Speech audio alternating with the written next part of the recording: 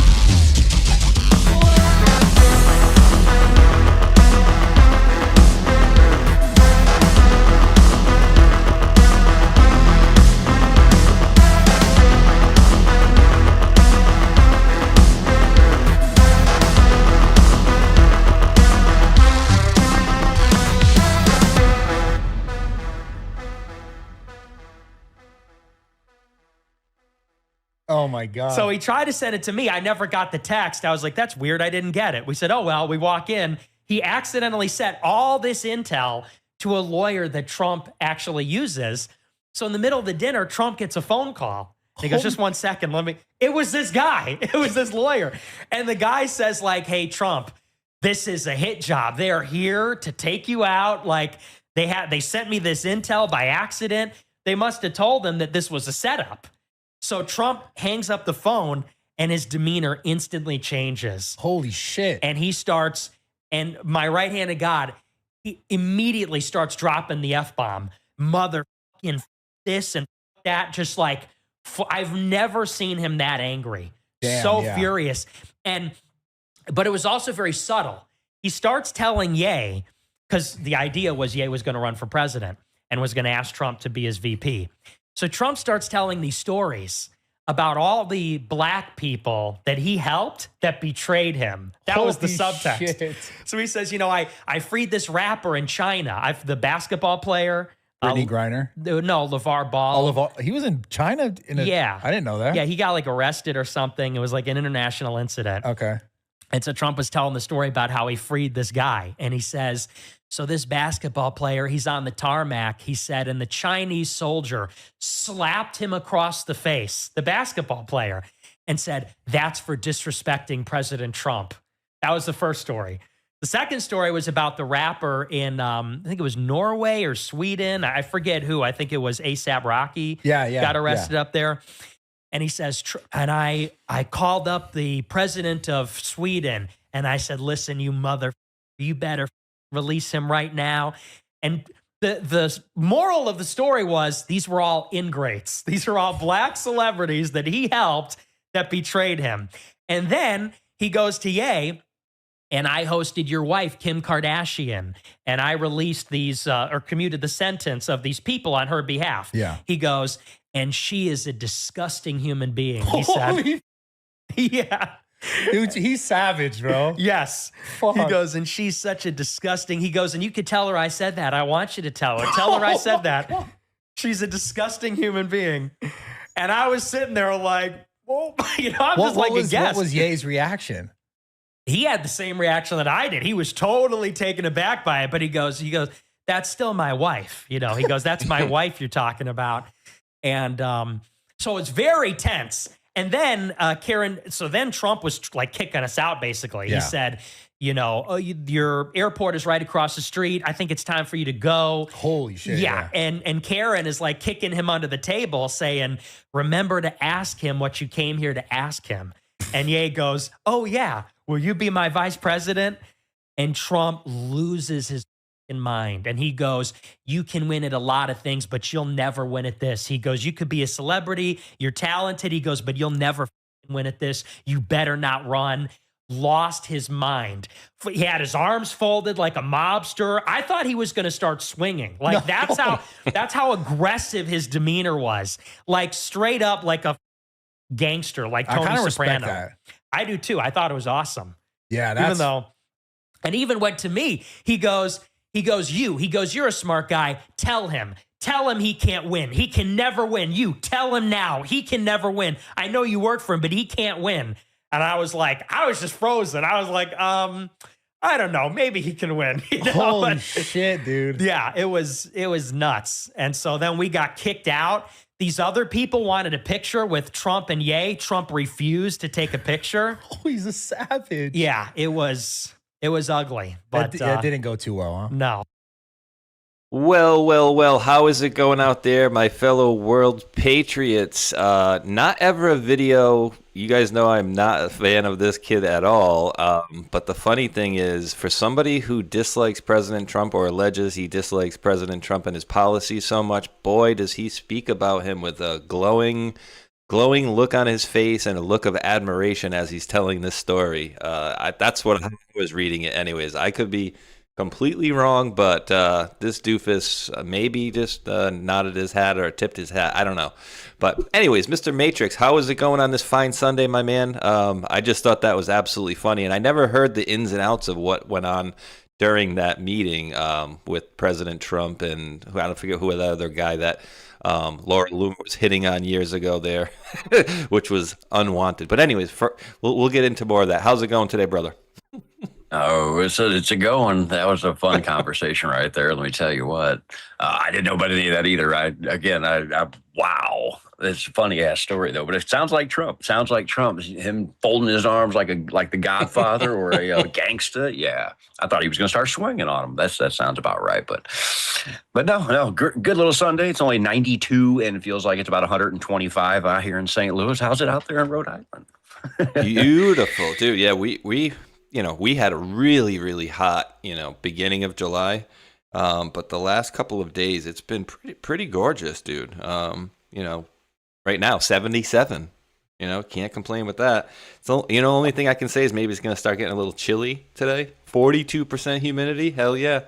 So, yeah, Nice. whenever it's under, 50, 60% humidity, that's really good for us around here.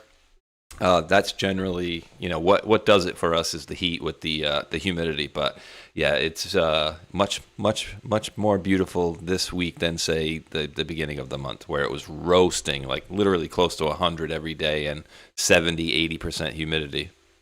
Yeah, actually, I'm looking right now. I'm at 73% humidity and 92. Feels like 108 in St. Louis. Yeah, it's barely breathable outside. So. And it's like 12. So is this the hottest part of the day, or is it going to be hotter at like 3 o'clock? No. Between now and 3, it gets worse. Trust me. It'll probably feel like 110, 112 or something like that here in a couple hours, something like that. Damn. Yeah. So just a quick programming note. I know I texted you and I told the folks yesterday, and I don't know if I told them that I'd probably have to cut the show down today, all the way down to only 2 hours, Matrix. I mean, Yep. But Only. I mentioned I had my my cousin in town, and so something I learned yesterday is that, and maybe he got it right or not, I don't know, but so my cousin's son for me is what? And I'm like, I don't know, is that my step cousin? Is that my his great uncle? What is that? So they came out with once removed is a generational thing. So so my cousin's son would be my cousin once removed, apparently. Okay. I don't know. Right. I don't even know if that's right, but that's what I was told yesterday. And the folks in the chat, you can, let me know if that's right, if that sounds right or not. I have no idea. Oh no, dude. William Keith says 107 degrees. Ooh. Second cousin is the first thing that came to my mind. Somebody in my chat just said the same thing. It's exactly what I thought is EQ, a second cousin. That's how I thought it was. Yeah, I always thought the same. E High Test just wrote cousin once removed in there. Zucchini wrote second cousin. we're gonna have a family war here on who's what. Dawn Star Rose says second cousin space shot. That's what everybody's saying. Yeah, see, I don't know how would you even look that up, you know? You ask Grok. So my cousin's son, what is he to me, you know? What will AI tell you? And then you're going to have to go verify that because half the time they tell you the wrong stuff, you know? Everybody in the chat said the same thing. Same as second cousin, second cousin, second cousin, second. Yeah, everybody said this. That's what I thought it was. Everybody's agreeing with what I thought. Well, that's the first thing I was going to say when you said all that. I was like, this sounds like a second cousin. Because what my mother always told me was the same thing. So, all right. So here we go. You ready for the Chat GPT answer? Says your cousin's son typically called your first cousin once removed. Here's why. Your cousin and you are first cousins, assuming they're a child of your aunt or uncle. Your cousin's child is one generation below your cousin, so the relationship is once removed. I always thought that meant like a step cousin or something like that. I had no idea. And like I said, I didn't even know if it was right or not. Well, somebody else just said interchangeable in the chat too. So I've never even heard it called the once removed thing. That's maybe just Midwest people don't call it that. I don't know. I've never heard it that way.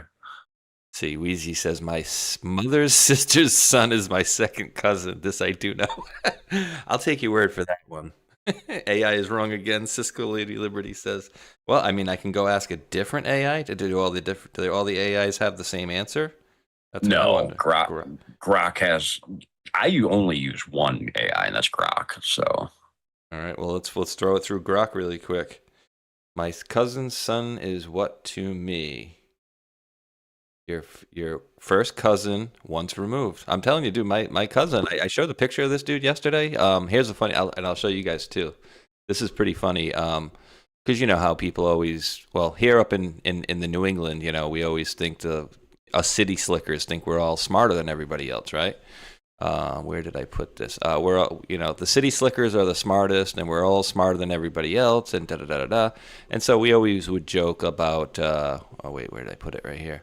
We'd always joke and say, you know, my cousin from Virginia, he's like a hillbilly, so he's not as smart, right? Like we joke like that. Well, turns out that dude's like a freaking genius. And he was the one that gave me that information yesterday. And here, I'll show you the little picture. He's on this. So this is not an actual Air Force cycling team. They were like somewhat sponsored. Essentially, you had to do a certain amount of mileage and blah, blah, blah, blah, blah, blah, blah. But so, yeah, they let me know about that yesterday, what the case was. And apparently this is a B-2 bomber, not a B-1, a B-2. That would be the 17 feet tall B-2 bomber. Those are 17. Are you shitting me? I didn't know that. Yep, 17 feet tall. Isn't that cute? I did not know that. Wow. Hell yeah. No. So, dude, we went to this place last night, me and his son and my son. Me, my son, him and his son, and sometimes we go to Top Golf, and we went to this place called Mulligan's Island, which is next to the prison. It's actually right next to Top Golf too, but it's got batting cages, it's got golfing, mini golf, driving, and a few other things. Right, dude? By far the worst batting cage I've ever gone to, and I haven't even gone to a batting cage in like 20 years. Still got it though, dude. I was hitting them, lefty and righty still, pretty decently. Nice. But out of 10 cages, they had three of them were working. One of them would put it on the ground, like halfway between the batting cage and the pitching machine. And the other two, one would like every other ball wouldn't throw. So I'm like, yeah, facility's not so great. So the bathroom was nice. You know, try to give it anything, but that was a little blast last night. So I got to see some family, and we got to play with some guns, dude. My uncle's got like a freaking nice. A mini like armory at his house, dude, and like nice. legit mini armory at his place. So yeah, lots of fun we had yesterday. I think I made some. Let's see, I can show you maybe one of them here, one that I'm not holding, because you know I had to take all the cool pictures with the guns and stuff, you know, with the aiming and aiming and whatnot. So my brother was showing, my uncle was showing us this, and he says, I'm like, oh, that's pretty cool. So I said, how did you paint it, or who did you have paint it? And he's like, oh, I did it myself. I'm like, oh, that's pretty cool. All right, here we go. Let me get it up into you guys here really quick, and then promise we got some show stuff for you. Here we go. Bing. That's I believe that was the AR 5.56, I believe. But yeah, he did his own little what do you call it? Camouflage. Like sand camo, is that what it's called? Yeah, he did it. He said basically, you got this one color, and then you get the other color with the little sponge, and you just blot, blot, blot, blot. And he had another one that was actually, he liked this one better than the other one. But dude, it's interesting, like what they consider a gun versus what they consider a handgun versus a rifle nowadays, dude. You'd be amazed at some of the things that you can actually buy, and they're called a friggin' handgun when it looks like a damn rifle. Which is weird too, because I've seen other stuff that's the opposite way, where it's not considered a weapon, but it's 100% a hardcore badass little weapon. Like they're little like nail shooters. Actually, they have a pen now that you can shoot. You put a bullet in. It's a single shot pen. Wow. And they don't consider that to be like a deadly weapon or anything like that. It's really weird how that stuff works, because like it's like you just said, certain things they'll call something like, oh, this is an assault rifle, and it's like, what? It's not. But then you can have something like a pen that shoots a bullet, and it's okay. Right? Yeah, something that can kill you. But yeah, dude, it's wild. I'm just trying to see if there's anything else I can show here. I'll get some more pictures later. Well, the other fun one for me was the Model 1911. And actually, you know what? Excuse me, pollen. Pepe and pollen. But I think actually people will appreciate this story. So this is a family story, but this has actually something to do with Kennedy, dude. This is crazy. I just found this out last night. So my uncle owns... So really shouldn't be talking about this because it's not, on the books, shall we say. But he's got a Model 1911, okay? A Model 1911 shoots, I think it was a 45. So there's actually a very cool story behind this one, 1911. So this is a very, historic gun for our military. Now, we used it, our people used it in our Navy here as well, right? So you heard the story about the Kennedy story about the island, Kennedy Island story, where he got his let me see if I can pull this up. JFK. Let me see. Kennedy. So basically, there you go. Have you heard this story about his little ship that got screwed up or whatever, and what he had to go through? This is crazy. So a long time ago. Go ahead and go with it though, because I want to rehear this. Because this is interesting. So this, my uncle's gun actually comes into play in a way you'll see here. So on August 2nd, 1943, U.S. Navy Lieutenant John F. Kennedy commanded PT-109 in the Solomon Islands when it was rammed and sunk by the Japanese destroyer Amagiri. Kennedy swam 3.5 miles to a small uninhabited island, towering injured crewman towering. He was a big guy, towering man. Towing injured crewman Patrick McMahon by holding a life jacket strap in his teeth. Island was subsequently renamed Kennedy Island, known as Plum Pudding Island. After days of survival on coconuts, Kennedy swam to a larger island where he met Solomon Islander scouts Biku Gasa and Ironi Kumana. He carved a distress message into coconut husk, which the scouts carried through enemy waters and Allied forces. So Kennedy and his 9 surviving crewmates were rescued. And the incident on 8/8. Look at the date on 8/8. Are you kidding me? 8/8. Wow. Okay. 88 miles an hour, baby. Those numbers are everywhere. Yeah. Where there were other. Oh God, what the hell is this thing doing? I didn't do that. It just jumped on you. I don't know. Right? Were there other PT boats that went down? So what he said is my uncle's. So my uncle. This is going to be kind of a little bit of a weird way to say this. Is so my uncle who currently owns this is my mother's brother, right? And so my mother's sister's husband, who had passed away, his father was actually the original owner of the one that my uncle has now. He was piloting another boat like Kennedy had, who also went down. And so he said because it had a couple little pit marks in there or whatever. And I'm like, oh, wonder what this from? He goes, dude, this gun right here has gone swimming twice. And I'm like, what? And he goes, yeah, the boat that he was the captain of, he was like the Kennedy of his boat. So whatever, crew captain that he was, my uncle or my uncle's father, I guess, yeah, my mother's sister's husband's father, he was one of the commanders of another boat that had gone down at the same time as well. So a little historical piece, and very cool, dude. These things have like 3 safeties on them. You can't really pull the trigger. It won't work unless you have like your grip safety here, and there's another safety here, and there's a few safeties on this thing. Very cool. And it's heavy gun. But yeah. So what have you been enjoying lately, dude? About any of these revelations we've been getting for the last couple of weeks? Are you in the agreement with myself that this is like the exposure phase? Oh yeah, this D class Trump brought up out of nowhere. Like when was that? It was, I can't remember. Was it a week and a half ago now? He brought the D class one, and then of course he had the correspondence dinner the other night too. He's been going crazy. I don't know whether you want to call it D class exposure. I don't even know what to call it anymore. But we're in some form of phase, and I would call it what Joe Rambo has been calling, which is the D class phase. But at the same time, he just started throwing D class out there like crazy. So whatever you want to call it, we're in some form of phase. Whether you want to call it exposure, D-class, whatever, it's something. But stuff started really kicking off really quick recently. So look at this dude, the king of Morocco. I'll turn the music down. He says, I look forward to traveling the entire length of this great highway someday, hopefully soon. Yeah, you think he wants to go to Morocco and drive through a desert highway? Yeah, of course, he's being nice. But, right. Dude, they're doing a lot of crazy stuff. President Donald J. Trump Highway. I think now he wants to drive down it.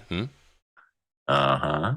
It's his highway, bro. But it's like, what, 1,000 kilometers? So it's like 3,000 miles or something like that. It's some crazy length. Yeah. $1 billion. Well, actually, another wild thing that I saw this morning, I think it was, and this is just a side, I didn't really have planned to bring it up because I saw this. Oh, you got something? I can wait. No, I just said something wrong. I just said 1,055 kilometers. How far is that in miles? Is how many miles? I'm asking Brock because I just totally said that wrong. 1,055 kilometers is actually, how many miles is this? It's 655 miles is actually what it's. I said 3,000. I'm doing math like I'm doing feet to yards conversion. That's not right. 1,055 kilometers is 655.55 miles. So 55.55. Interesting. Yeah. All right. Well, I was basically coming here because I wanted to. He unpinned this. Must have been just recently. Oh gosh, that dude. That's, I don't know. Oh, you didn't see that? Oh my God, it's Dylan Mulvaney with Caitlin's face on it. Oh, God. Trump posted that out a couple hours ago. I reposted, said Trump's such a savage. Oh my God! Remember the joke from the correspondence dinner about Caitlin? Oh God, yeah. He's talking about Dylan Mulvaney and all that stuff. Well, he put Caitlin's face on Dylan Mulvaney. He is a savage, dude, and I gotta say, his social media team absolutely does a hell of a job, dude, with what they do. It's absolutely savagery. Yeah, I was just gonna pop this up to see because he had pinned this. Now, dude, admittedly, I get a little bit of an issue on a little bit of the True Social stuff, and maybe you can help me because when somebody reposts something. How can I go find out when they've retruthed it? Is that a thing I can do? That I honestly don't know because I don't spend much time on Truth. Honestly, I use Truth basically to post out my show and then see what Trump says. That's almost the only thing I use it for. So yeah, like I'm an ex guy, so I'm an ex guy. When I see stuff like a pin Truth, I know that whatever. But this account pins a lot of stuff, but then they retruth President Trump a lot. So like I know when the post right here is made, but it's when somebody else posts something and then somebody else repost it. I don't know if you can find that on there. Can you click on when somebody reposts something, you know how that says so and so reposted? Can you click on where it says repost, because that might offer you the timestamp? Yeah, so It's when possible. I do it, you know, the weird thing is when I do it on my phone, it's different than when I do it on my computer right now. So if I was to go over here, basically, and look up, you know, the same thing, Entheos, they basically, the thing will come up and I'll see like the very second or third one will say Entheos retruthed. And then if I go to click on that, it just brings me to their account. Yes. Maybe Truth doesn't have that ability. Is there somebody in chat may be able to know it, but I personally don't know. Let me ask you this. Does X have the ability to tell you when they reposted it? Yeah. Like okay. Yeah, because if I go there, then I've reposted. Essentially, it pops it right up there. So okay, yeah, it pops it. So if I was to repost something, it would actually show you when I did that. But dude, I didn't get to listen to this whole video here. And Bill Barr did, and I'd be interested to hear what you have to think. And because he's asked a question here in the very beginning, like, what are you doing over here? So let's let him play for Carly Bonet here. Posted this out, Midnight Rider, for 1 minute and 7 seconds. But let's see what Mr. Barr is up to. Ornery individual. Get the camera out of my face, would you? That was former Attorney General Bill Barr. You'll remember he served in the first Trump administration. I spotted him right outside the Capitol on the Senate side of the building. He didn't want to tell me why he was up on Capitol Hill. And as you just saw, he also didn't want to comment on President Trump's recent speech about election integrity. It was a brief interaction, but take a look at the full exchange. Mr. Attorney General, any reason you're up here today? Taking some meetings? Any thoughts on President Trump's recent comments about election integrity? Please. Get the camera out of my face, would you? Remember, Bill Barr resigned from the Trump administration in December 2020. It was at the height of the efforts to overturn the 2020 election. After that election, Bill Barr had said he hadn't seen any election fraud that would have changed the results, going in contrast with what President Trump and his allies had been saying. Months later, Barr said that he told Trump that his claims of widespread election fraud were bullshit. But this time, when I spoke to Bill Barr, he didn't want to comment on the matter. Dude, he was kind of being a little chipper there, right? Until, oh, hey, you want to comment about President Trump's speech about the election integrity? And then all of a sudden the other guy's like, hey, all right, we're done here. And if you notice, right, it's not like she had the camera, or whoever had the camera was like up in his face. You can clearly see there's space in between them, right? So the whole idea of get the camera out of my face, it's not like she's up there like really close. That's zoomed in, right? So any thoughts on Mr. Barr there, dude, and what he's doing? Because I gotta say, dude, there were a lot of people that were saying, "Oh, the honey badger is gonna come out and he's doing this and he's doing that." And I've been saying for a while that I don't know. You know, it looks good, and he got confirmed really easily because, again, he's a swamp member. I think it was almost unanimous when he originally got put in as Attorney General. But when he comes in, people are like, oh, well, wait, why would Trump get him in? Well, I thought because he knew, of course, that he'd be a lock. But also my guess was, all right, this guy was doing his stuff under... Now, again, you could also go to the alternative. It could be like, all right, a bad guy that was made to do... a good guy that was made to do bad things and is now trying to rechange that, okay? You can kind of go down that road. But the other side of things, what if they knew this guy got away with a lot of dirt under, say, Bush and this, that, and the other, and then you pull him in here thinking like, hey, Bill, you know, President Trump speaking here, hey, Bill, you know, I need you to be the Attorney General. I need somebody in here that's strong and, you know, can fight by the letter of the law and blah, blah, blah, blah, blah. And he's thinking, yeah, well, I can just go in there and run cover. And then President Trump's thinking, hey, if I pull this guy in here, he's gonna do what swamp people do, is run cover for their own side. And therefore, I know exactly what he's going to do. And we can get him on the things that he's going to do currently. So I was looking at it like that for a while. And again, I don't know how it's going to all shake out, of course. Nobody knows exactly what's going to happen. But any thoughts? And I'm going to kind of peruse the chat as well as you're making your comment, sir. Yeah, I would say because of his his ties with his dad and the way where his dad was from, which I learned about over the last few years. I would say that most likely, like just how I feel about it, my thought is that he's a bad guy who got taken over by the White Hats, forced into the position he's in, and probably he's playing the role that he's supposed to play. That's just typically how I've always looked at him.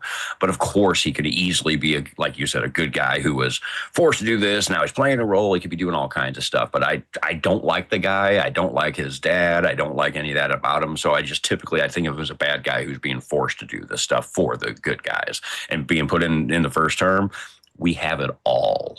They knew what they were doing when they put him in, just like every other cabinet member Trump puts in. I think they put him in to put him in the spotlight and see what they're going to do. And that's just kind of where I sit with him and most others that they put into play. Like they know what they're doing. So. Yeah, and so I got a lot of few. Definitely, Bill pulls out a lot of folks' comments for sure, bro. I have to actually scroll back a little bit. Because it is so many people commenting. He's an X-Man. Let me see. Be more digital there. Says he's an X-Man. And then let me get back to here where I got a lot of these. Big boy bar, a little nervous there. Bone Doc 33 says, Butthurt Bar 1776 Texan. You got any on your side as well, brother? I'm looking right now here. Blah. No problem. I think. Oh wow! I still think Barr is our stealth bomber. See, there you go. Pocket Friend says that. See, that's the thing is, I don't like the guy, but he could easily be a good guy in disguise. I don't know. That's the thing is, this movie has gotten me very confused about who is who. So yeah, Dawn Star Rose. Yes, that was George Herbert Walker Bush, Attorney General and previous attorney for the CIA. As well. Too big for bike on Rumble wrote, and I agree. Barr was in politics for 40 years. No way he's not crooked. No way he isn't crooked. Right. Thank you. CJ Jake says maybe he's rebelling against his parents like Hunter. That's what I'm saying. It could be that's what I'm talking about. But what you just said, he's been in politics for 40 years. Probably not. He's not a kid like Hunter. He's been doing it for a long time. And I don't know. I don't like Bill Barr either. So Susie Q says, got him by the short hairs. Foxy Blue says, great take, Matrix. Yeah, I just don't like the guy. I get a bad feeling off the dude. And when I have a bad feeling off somebody, unless they do something to change it, yeah. And he has not done anything to change that. So yeah, it's so weird. I think even in the post it talks about you'll be surprised, at some of the people that maybe you thought were good or bad. And I know it wasn't said exactly like that, but that was the sentiment of the post that I'm talking about. Is like you'd be surprised at who was good and who was bad. Like, for example, like what does everybody think about Rod Rosenstein, right? I think like most people would think, yeah, Rod Rosenstein, bad dude. But then when you watch, remember when Sessions left? It was almost like he was like tearing up. It was the weirdest thing to see. And they were showing Jeff Sessions like the ultimate respect of him leaving the office. Like some of them had tears in their eyes.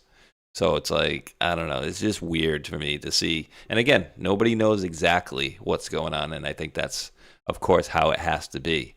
But I think it's interesting. Bill Barr there is just kind of not wanting to answer any questions.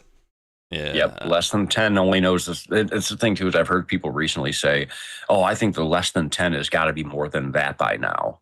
No, there's a reason why it's less than 10. It will always be less than 10. And the reason why is because it's compartmentalized. So nobody knows the true freaking plan. That's the whole point. So for anybody out there that says, oh, that less than 10's got to be bigger by now. I don't think so. They don't do that. Or else the plan would get out.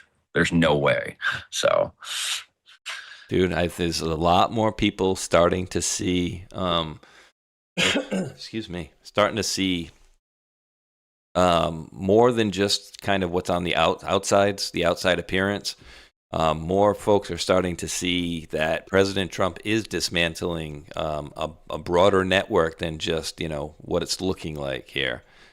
More intelligent minds than myself are starting to see this out there. So I'm enjoying that. And this is just expect, guys. And I know a lot of the folks in the chat are well armed with a lot of facts. And well, here's one of the Here's one of my responses to one of the videos I was sent. You ready? Oh, I blocked them. I blocked them. Let me unblock them then. Mega Cult Slayer. You ever see these guys? No, but I just want to mention to you before you clicked over, do you still have Bill Barr's thing up? Yeah. Yeah, look at the timestamp of that, bro. What did you send me before the show? Oh, what are the odds of that? What the? Hang on, I got to screenshot that real quick. What the frick?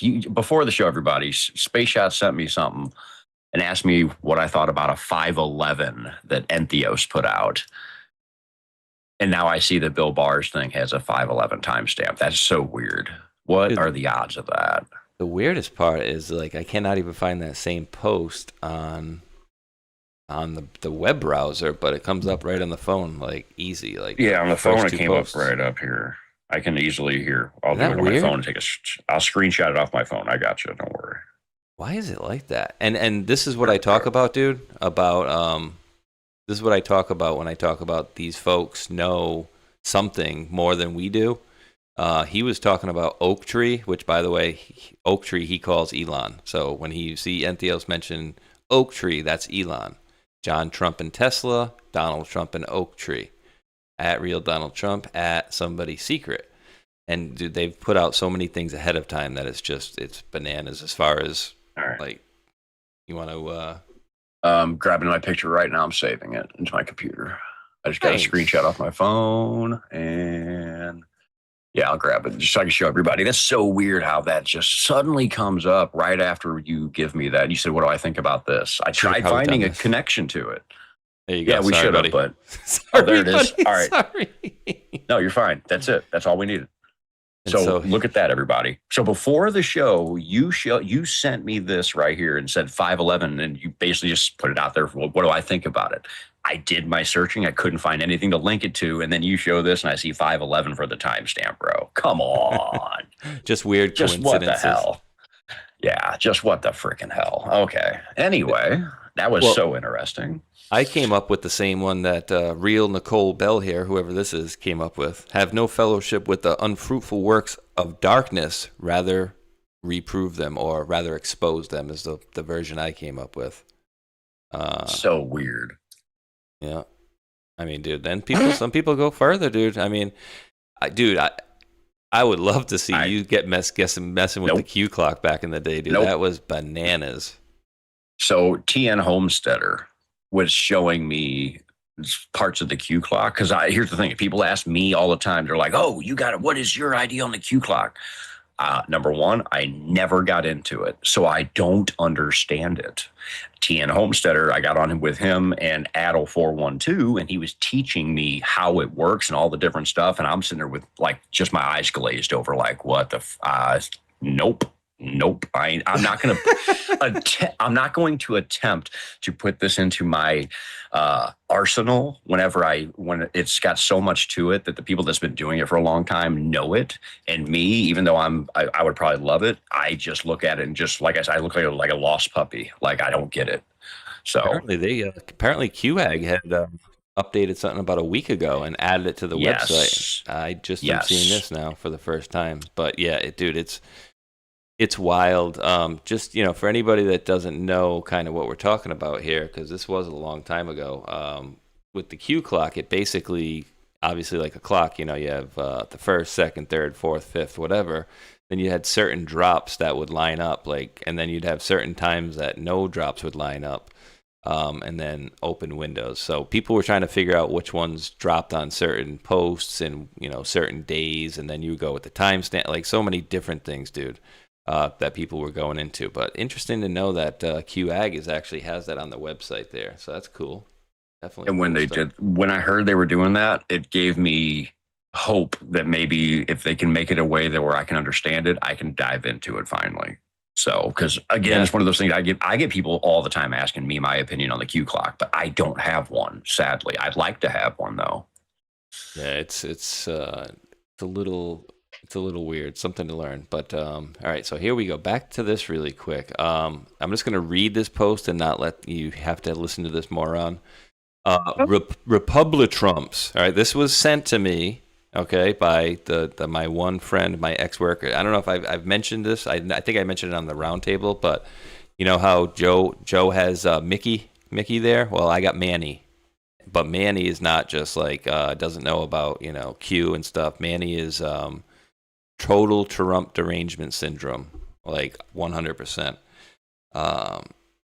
And you know, completely gone. But I'm trying, dude. I'm trying. I have hope that maybe eventually he'll get it. But so here's what I get sent: Republic Trump's approval rating is at 37%. Trump is saying China stole our last election. Absolutely. So remember what this person's writing as fact. Absolutely every entity attached to the federal government says there is zero evidence of this. Not to mention most of this info is available online. So remember, Matrix, you know, President Trump, you know, he went to all these different lawsuits and he went through, you know, all these things, and not one judge thought that there was good enough evidence in there. It's like, but did they see the proof that was in there? Nah, they didn't. So I came back with, you know, this is the same post here, absolutely no fraud. And this is where they pulled the baskets from underneath. And I'm pretty sure this was the same city. I think that they said that they had a water main leak, right? And it was, if anything, Georgia, a leaky toilet. Right? Yeah. So Georgia, Atlanta, wherever. Yep. So this is Georgia, and this is where they pulled the 4 or 5 bins from underneath here. And the lady that's narrating this says each of these machines can process 3,000 ballots per hour. They had, you know, 5 or 6 machines going for hours. And again, show me the water main break, right? Oh, water main break, dude. No, we need to go. All right. Well, again, absolutely no fraud. Remember that, Matrix? Absolutely no fraud. Nothing at all. Don't know what you're talking. Interesting how all these things seem to just, you know, comes back like that, and you know, just enough to get out there. And watching the news as well, whenever the votes swapped 700,000 or however many it actually was. That, I mean, this is the lines for it, but when the news actually, if you do screenshot of 1 second and then a few seconds later, it's like boom, the numbers flipped on each other. Mm-hmm. I mean, there's so much evidence. It's disgusting at this point, right? And again, if you got a court order to have poll watchers and then they still don't let the poll watchers come in, well, what does that tell you? That's clearly you're trying to hide something, right? They were obfuscating this stuff the whole way through. And dude, that I actually found a video somebody had sent over. Jeez, and actually just goes by the name Paul. No last name, no nothing on there. But made the video, you know, and I'll pop it up for you here just to show a little bit. The post that I got from this person was I put this video together, but I was too much of a puss to put it online. That's literally what the person messaged me. He goes, "Here, share this if you want." And I literally just saw this like I think last night for the first time, and this is from 2023. I said, "I caught your 11-4 show. I thought I'd send this to you. I stitched it together a few months back, but was too much of a puss to post it anywhere. I heard they were trying to sue people. I try to keep off the radar." Because you got to remember, too, what we were going through in certain times. This was 2023, right? Like, they were kicking people offline. We were having to rebuild. All sorts of craziness was going on here. So let me pop this one up here. Ding. This one right here, dude. We have put together. Let me make sure it's not so loud here. What do you think of this, dude? So remember, 2023. I think the most extensive and inclusive voter fraud organization in the history of American politics. I got a lot of work to do, John. So I'm working 7 days a week. But I'm getting it done. I'm back. Ready? Okay.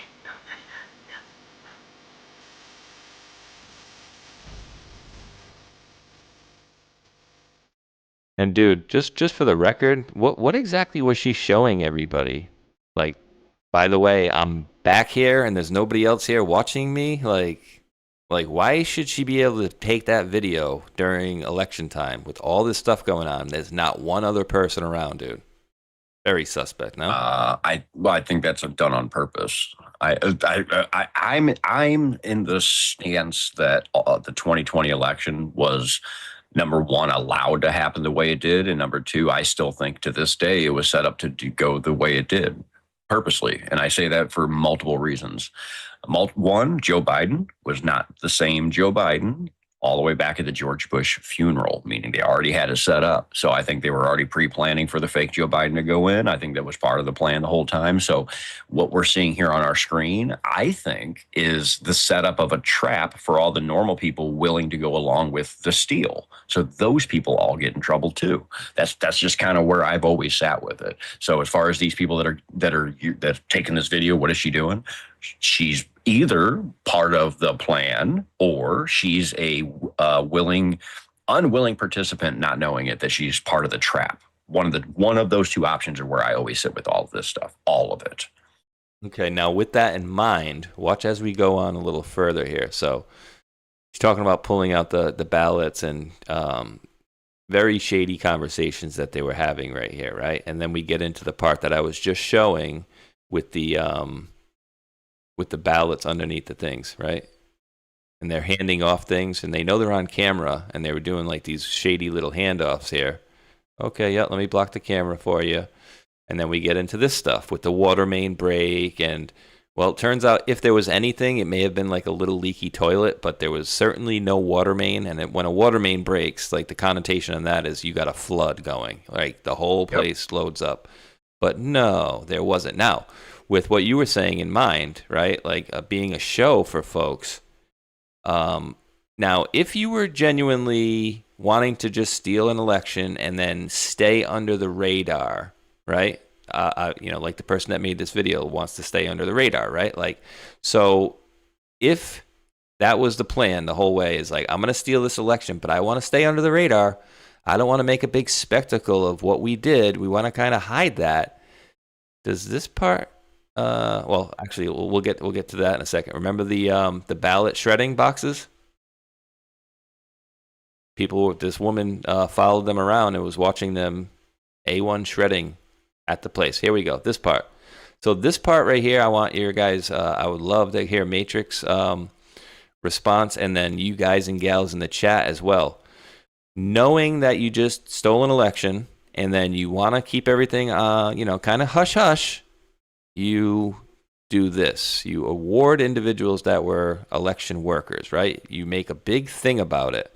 And then you're going forward here, obviously, to talk about all of Trump's things. But if you remember, how many of those people were given awards?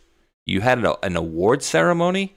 And again, dude, I look at something like that like a big signal, like a big flashing, blinking neon light. I don't think you do something that stupid to bring attention to yourself. Like, wait, you gave awards to people that were acting super shady? You muted. Part of the part of the plan. This is just same thing. Think about it. Joe Biden's not Joe Biden. Joe Biden's playing a part. Joe Biden is running a script. So the person he's handing an award to, that's not part of the script.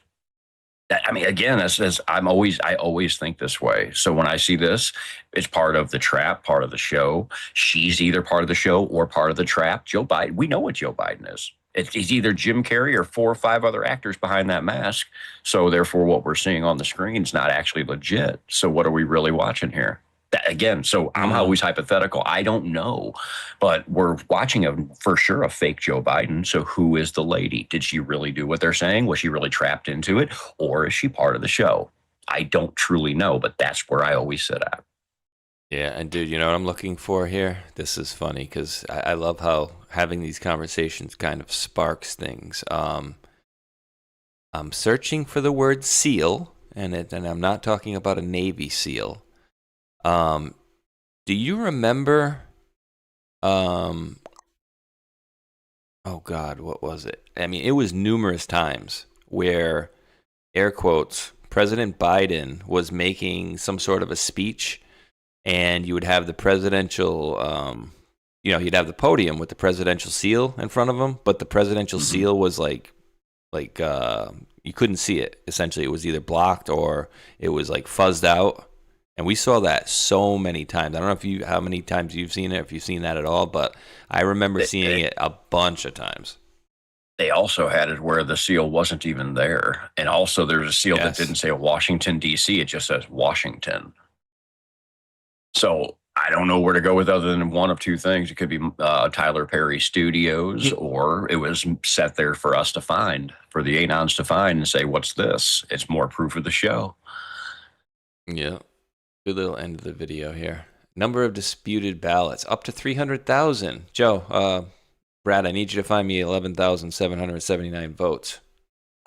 We're questioning up to 300,000. And of course, the people on the other side will look at that and say, oh, see, President Trump just telling them to find, 12,000 votes that were really Democrats and change them to, change them to Republican. It's like, it's not really what he was doing. Isn't that so bad, dude? That like the whole idea of all of this stuff is that we witnessed something that was essentially so ripe with fraud, and we saw it the whole way. We all knew it, right? But it was like kind of, what do they say, peeing in the wind, right? We had the information, and it was just like, here it is, here it is, here it is. And then everybody's just looking at you like, yeah, but no, I don't, sorry. Nope, President Trump's just making up stuff. And it's like, no, we had it in spades, but the difference is nobody was listening back then. But now they're starting to listen, right? Now people are starting to accept this and listening. So I'm enjoying what's happening recently anyways.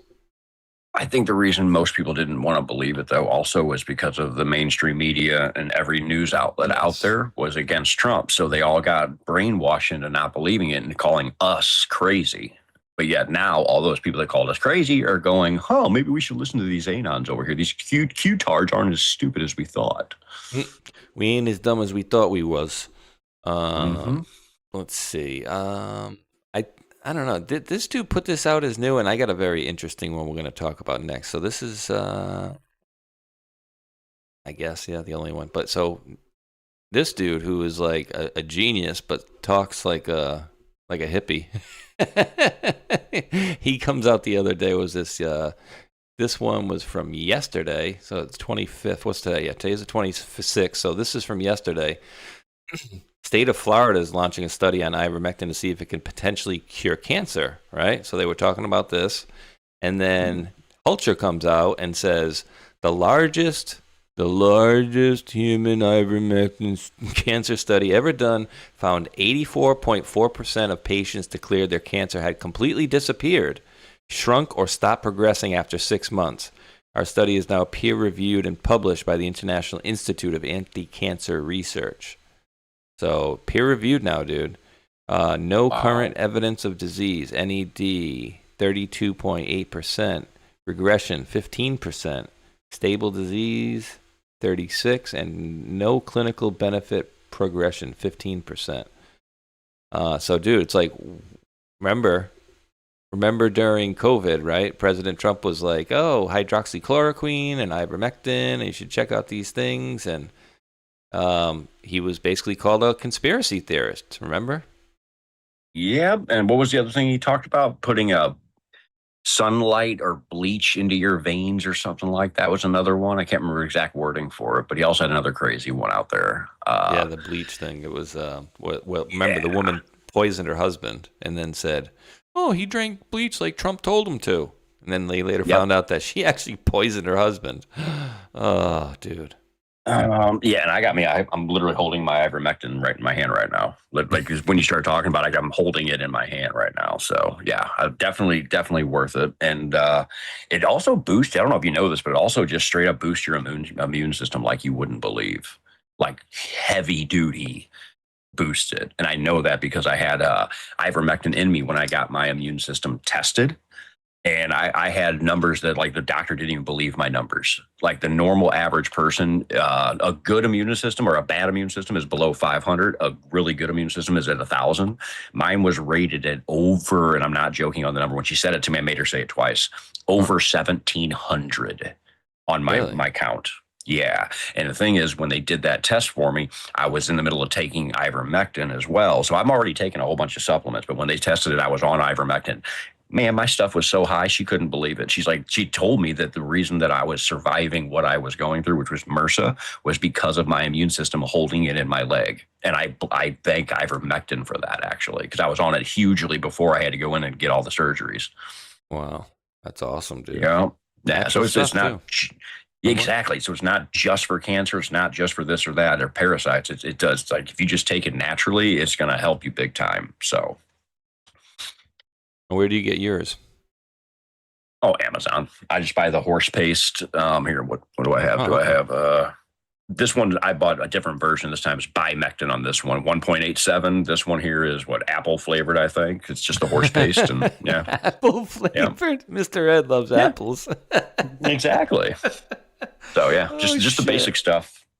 Like what I get, like six vials of it for like $40 or something like that off of Amazon. So yeah, every couple months or so, I buy just a big old 6-pack of them. That's crazy.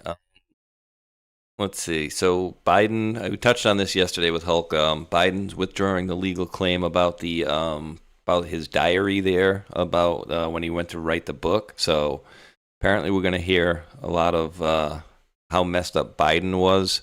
This one I just want to touch on really quick, but then I have a very juicy one that we might have more. We might have more to the story coming out of the next one I'm going to show you about too. So we'll see here.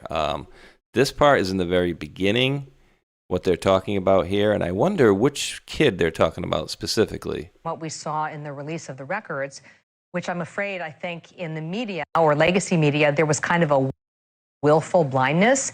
They didn't want to look at the records. All you had to do was spend a couple of hours. I found these records, which are talking about blackmail by China. It was for President Biden's daily brief. I can conclude, I think, that it was probably about targeting his family.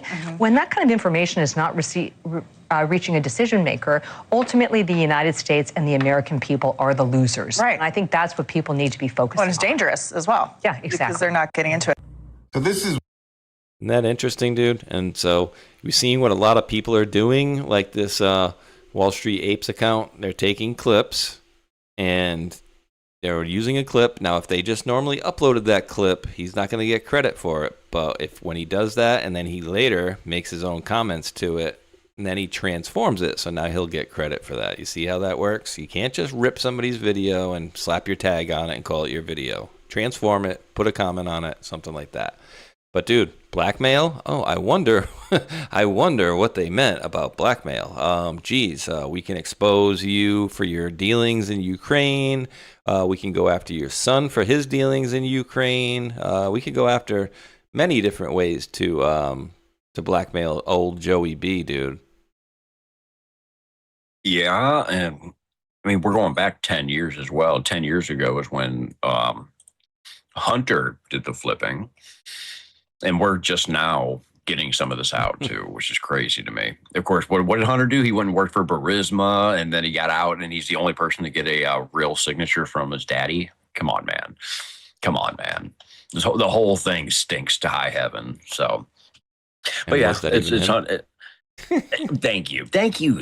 Exactly. And who is Hunter Biden right now? Is that the real Hunter Biden? I don't freaking know. Everybody out there says it's 2.0, but is it? If he went and worked for Burisma, let's just say the real Hunter Biden really flipped on his dad. It really could actually be him. It literally could. Even as bad as of a person as he is, it could actually be Hunter Biden. I don't know if it is, though. So nobody's... Yeah, so it's not Hunter Biden. I can prove it. Okay, well, it still could be, though. If he really did flip, that could be Hunter Biden walking around. So, to add to our little phase here of exposure, and I think it's going to get even worse, dude. It's going to get even worse here. So, this is a 9-post thread. And so Senator Rand Paul is coming out and saying, my investigation uncovered that Anthony Fauci kept a diary. What he wrote privately and what he told the country are two different stories. Today I'm releasing his entries from December 2019 through December of 2022. But I'm hearing that there is actually more of these diary entries that are not in here. is what I'm hearing, and we might be able to get access to some of those. Wait a minute. We have a Tony's diary. Didn't we just have Joe Biden's daughter's diary some years back too? Oh yeah, Ashley's Like diary. what's with the diaries? Well, again, dude, I was shocked to come back to find out. I thought it was 6 to 8 months, something like that. Turns out it was 2 to 3 weeks from the point in which Hunter Biden's laptops, air quotes, got released or exposed out to the world. And then Ashley Biden's diary gets, air quotes, left at an Airbnb, talking about inappropriate showers with my father, probably at an inappropriate age. And so all that stuff comes out within 2 or 3 weeks of this grand scheme of, the last 10 years. All that comes out in 2 or 3 week period. For me, that's a little too coincidental for me. Yeah, 100%. And now we have Tony's diary. So little gay boy Tony has also got a diary now too. Hey, gay boy. Hey, gay boy. Hey, gay boy. Yep. Hey, thank you to Mr. Tron for raiding over to the show here. Welcome in, Tron Tribe. We're going over Mr. Anthony Fauci's diary, and so I can't really say. Where he works, but let's just say Tuesday night, I have Ghost and then Doc Mike, and then Armando on.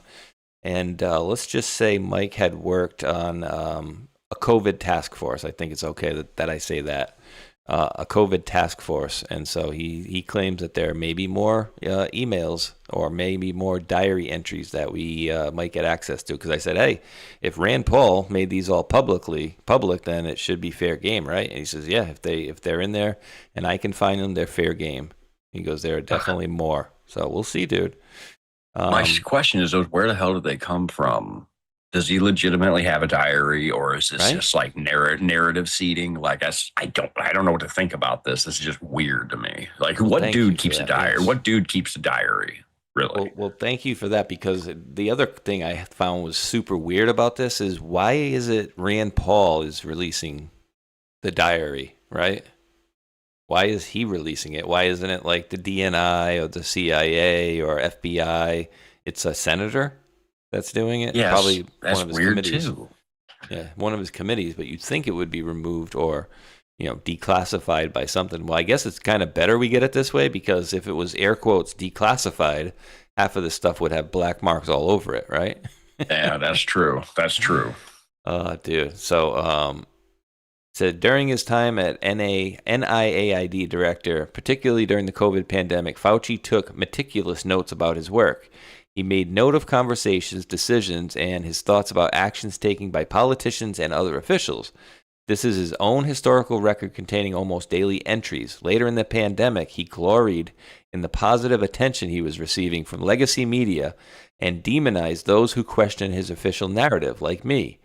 Many entries in Fauci's daily historical account completely undermine the official narrative that Fauci and other public health officials espoused. The first alarm went straight to Fauci. On January 31st, Jeremy Farrar patched him into a call with Kristen Anderson. Eddie Holmes was already in the loop. They were not trading internet rumors. They were staring at the furin cleavage site, discussing deliberate insertion and weighing whether the virus had escaped from a laboratory. Before most Americans knew there was an origins debate, the government's top infectious disease official was already confronting the lab scenario. He didn't just join this process, he set it in motion. After that warning, Fauci proposed a larger expert group called HHS officials, consulted Alex Azar, and brought in Francis Collins. The government then split the work in 2 tracks, a security side review through OSTP and the National Academies, and an international scientific track led by Fauci and Farrar. Fauci was not on the edge of the origins inquiry. He was helping design it from first night. February 1 call was not a consensus for Nature. The call included Collins, Farrar, Valance, Anderson, Holmes, a bunch of other people. Calling to Fauci, his own account, Faucier and Drosten argued for a natural origin. Quote, the rest thought deliberate insertion was possible. With Xi Zhengli's coronavirus work hanging over the discussion, Fauci wrote, "We could not let this go." His diary describes a room divided over a lab scenario, not a room that had ruled one out. Then the public story hardened. On February 6th, the government's first formal review found no clear evidence of malfeasance, but still said the issue needed investigation. By April 17, Fauci was telling the country the virus was, quote, totally consistent with a natural species jump. By May, he was brushing aside laboratory accident as a circular argument, a possibility that had triggered urgent calls, a security review, and an international conference was suddenly presented to the public as barely worth entertaining. When questions returned, the fight moved to messaging. In May of 21, Fauci wrote that HHS public affairs officials resisted an NIH statement, proactive talking points, and direct responses to congressional inquiries about Wuhan. His warning was blunt. If the government stayed quiet, it would look like we're covering things up. That is exactly how deep the credibility problem had become. The fight was no longer confined to the science. It was now about what NIH would say and what answers Congress would receive. Fauci pushed back on the lab leak, FBI's lab leak case. Fauci met with Beth Cameron in 21. Bill and Mahar Bitter, the National Security Council's senior director for intelligence programs, wrote that the FBI had, quote, no idea what they're talking about. Does that sound familiar? Senator, you have no idea what you're talking. With all due respect, Senator, you don't know what you're talking about. Because the science, baby. Yeah, right? Because it was convinced COVID originated in a laboratory leak. He then urged National Security Council officials to work closely with Anderson, Holmes, Gary, and Rambout, the same scientific circle at the center of the early origin calls. Fauci was not just listening to the intelligence debate, he was actively arguing against the FBI's position and directing officials towards the experts he trusted. Fauci's defense came down to allies and definitions. After another conversation with Anderson, Fauci wrote that he felt, quote, much better knowing Anderson backed what he had been saying. Then, late EcoHealth reports showed increased viral growth and sicker mice. Fauci acknowledged that some would call it gain of function, but held the line. It was not gain of function by our definition. By then, the argument had narrowed from what actually happened in Wuhan to who got to define the terms. What he wrote privately. The scientists were staring at the furin cleavage site and talking about deliberate insertion. If the virus came from a lab, an accidental release was considered the more likely scenario. What he said publicly. Fauci said the virus was totally consistent with an animal-to-human jump. Weeks later, he dismissed a natural virus escaping from a lab as a circular argument. Dude, there are, I need to go down this way here.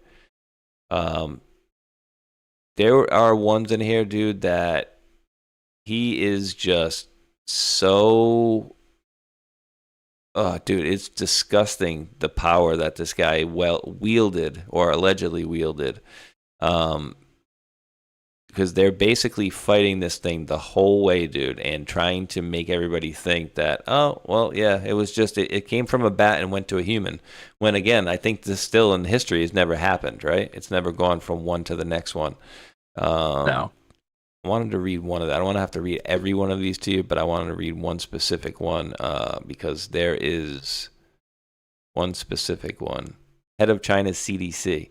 Gao confirms here it is, the asymptomatic stuff, dude. So let me make sure we're not getting into asymptomatic stuff here because this is... All right. February 3rd, 2020, Fauci calls George Cao head of China's CDC. Now, what year did COVID come out? That was 21, right? Was that 21? Very end of... Hang on, wait a minute. Very end of 2020, yes. It was September 2020 it came in. I got sick at the end of December of 2020, and then in 2021 is when they officially told us it was out. Unless, I could have it backwards. It could be 2019 into 2020. No, which one is it, Gail? 20 into 21. No, you're correct. Okay. Yeah. So, but here's the interesting thing.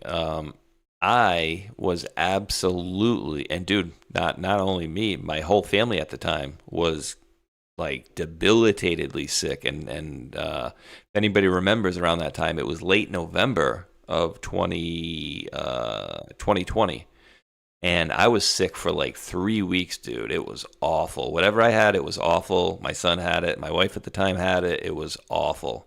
And then once, air quotes, COVID came in, I had like a very slight cold. And then they said that was COVID. And then after that, I got like deathly sick again, went to go take a COVID test, and they said it wasn't COVID. So what the 2 times it says, that I was like really, really sick, they said it was not COVID. So that's interesting, right?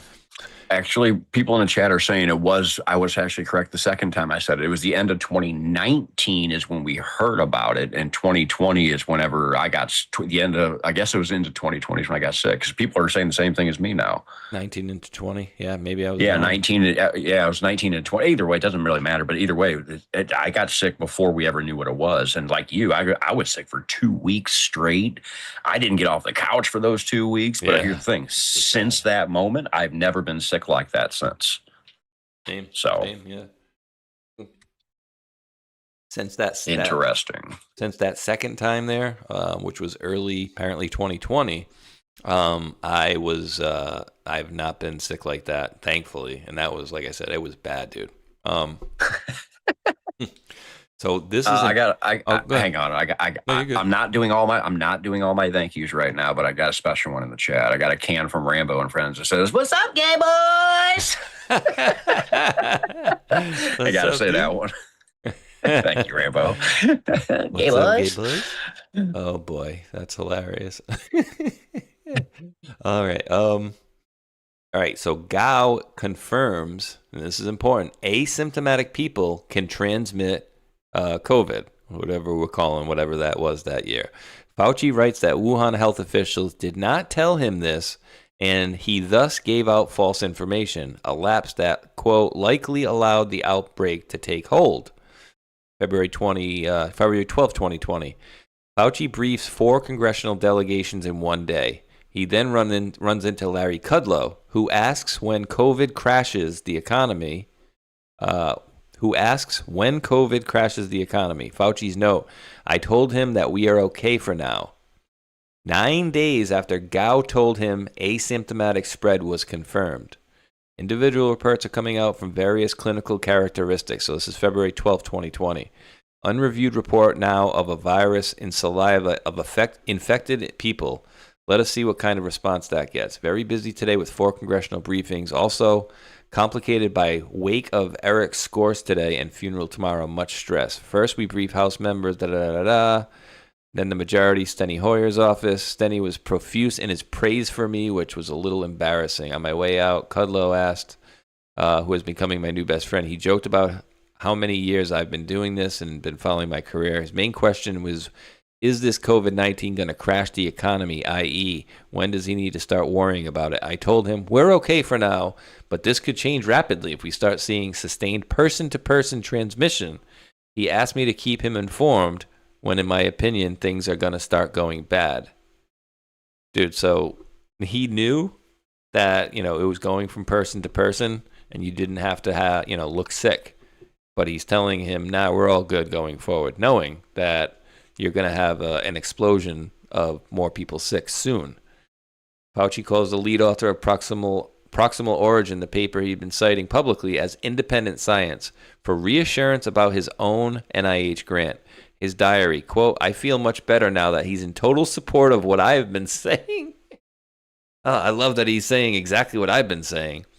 No idea what they're talking about. Natural that he adds, keep an open mind, then immediately 2 possibilities does not mean that they are equally probable. So, dude, this guy needs to absolutely be made a biggest example of. And, dude, there are so many people that are wanting to see exactly what we're wanting to see as well, and are just not going to be, they're not going to be, I think, it won't suffice until some of these people are made an example of. And that's something that I think they're going to be doing very soon, because all this stuff is coming out, dude, right? It's like circling the drain. And for me, it's getting the time in between each release seems like it's getting shorter and shorter. I don't know if you feel that as well. Yeah, and here's where, as always, when it comes to Fauci, for those that don't know, was replaced years ago. So what we're seeing play out is the narrative of Fauci getting what he deserves. I think Fauci's been gone for a while, because if you look at the Fauci from 2019 into 2020 and then the newer version, it's totally different person. It's a mask and a half is all I can say. So for those out there that don't know, yes, he's been taken care of, but we still need the narrative to take place where what you just said, we need to have the fool hung in front of the damn nation is what we need to have. So wait, you telling me you don't think Anthony Fauci in 2015 looks like the guy now? Science, baby. It's science. You blinded me with science. George Bush days. Yeah. With all due respect, Senator, you don't know what you're talking about. Yes, you do a great impression of him. And I mean, science, baby. Yeah, I mean, dude, there's just so you have to see the side things. view. There's a side view of him that you have to see on a newer thing. His head is completely different shaped and whatnot too. Like you can tell it's a mask based on compared to an original Fauci on the side, and then the new Fauci. There's a side view. You can just tell it's not him. Oh God, necessary. I wish I had that stuff just offhand so I could show you guys. But like it's you can tell. You can easily tell. When is this one? So this is 2020. 2020. So that's probably still the real Fauci. Wonder if I can find another side to side, because that is the head side. If they got a side profile from like 2015 or something like that. That here, I wonder if I can find it by doing this. Let me see. Need to see him when he's got a little darker here. I mean, this is with George Bush, right? So this would be what? Oh, it's got to be New York Times. Of course, I'm not going to be able to see it. There you go. If you, all I did was search. Yeah, I just searched it on X. If you do a side by side, and what I searched on X is type in Fauci replaced, and it'll be like the 7th or 8th, whatever down left side. Hit media, the media tab, boing, and there you go, right there. That's it. That's it. Yep, bingo. There you go. Oh, he's a different shaped head. You can see how the left side one's the real one, has a curved head, and this one here, the new one on the right side, his nose is close but not the same, but his head is more squared off. It's totally different shaped head. His ears are different completely. So there you go. That's just one of them too. I was talking to my cousin, and as I mentioned, my cousin was retired Air Force. I think he retired. My buddy Paul was the Air Force, but he was a Master Chief. Let me see. Oh, Master Chief, huh? Or Chief Master. I always get them mixed up. Let me see. Master Chiefs. What's Master Chiefs from the video game? Oh yeah. That's Halo. Halo. Yeah, he used to write it on here. He used to have it on here. I forgot what he was, but and who was it in the chat yesterday was asking? He said basically. He goes, when anybody asks where I'm from in Missouri, tell them that you can tell them the place, and if they're not going to know what that means, but then you tell them that I think it's Mecklenburg. It's an Air Force base in Missouri, around that area. I've heard of it. I don't know where it is though. I'll tell you that much. I've heard of it though. Missouri Air Force Base. Let me see. It's Whitman Air Force Base, Johnson County. I've heard of that for sure. I think in Mecklenburg. I don't even know. But the funny thing is it Whitman or Whiteman? Whiteman or what? Whitman. Got an E at the end, so Whiteman. Yeah, Whiteman. Yep, that's it. That's what I've heard of. Yep. I actually showed my cousin a little bit of this yesterday because my stepbrother, my ex-stepbrother, I guess, if my father and that woman are divorced now, I guess he would be my ex-stepbrother, was also a Navy guy. And I don't know if you guys remember during the Q stuff. Remember when 8chan got like hacked and it went down for a while, for like a day or two? Well, apparently during that same time, our military was getting hacked as well. And, I was somewhat friendly with him. And like I mentioned, he worked out of Groton Air Force, or excuse me, Navy base there. or I believe he worked out of Groton, but he was in a Navy submarine, basically most of his Navy career, and so he worked on one that had a nuke in it, right? So he has a Q clearance. Now, while all this stuff was going on, that was being hacked, and the military was being hacked, and the 8chan or 4chan, I forget which one it was at the time, was being hacked at the very same time. I reached out to him on Messenger when it was working.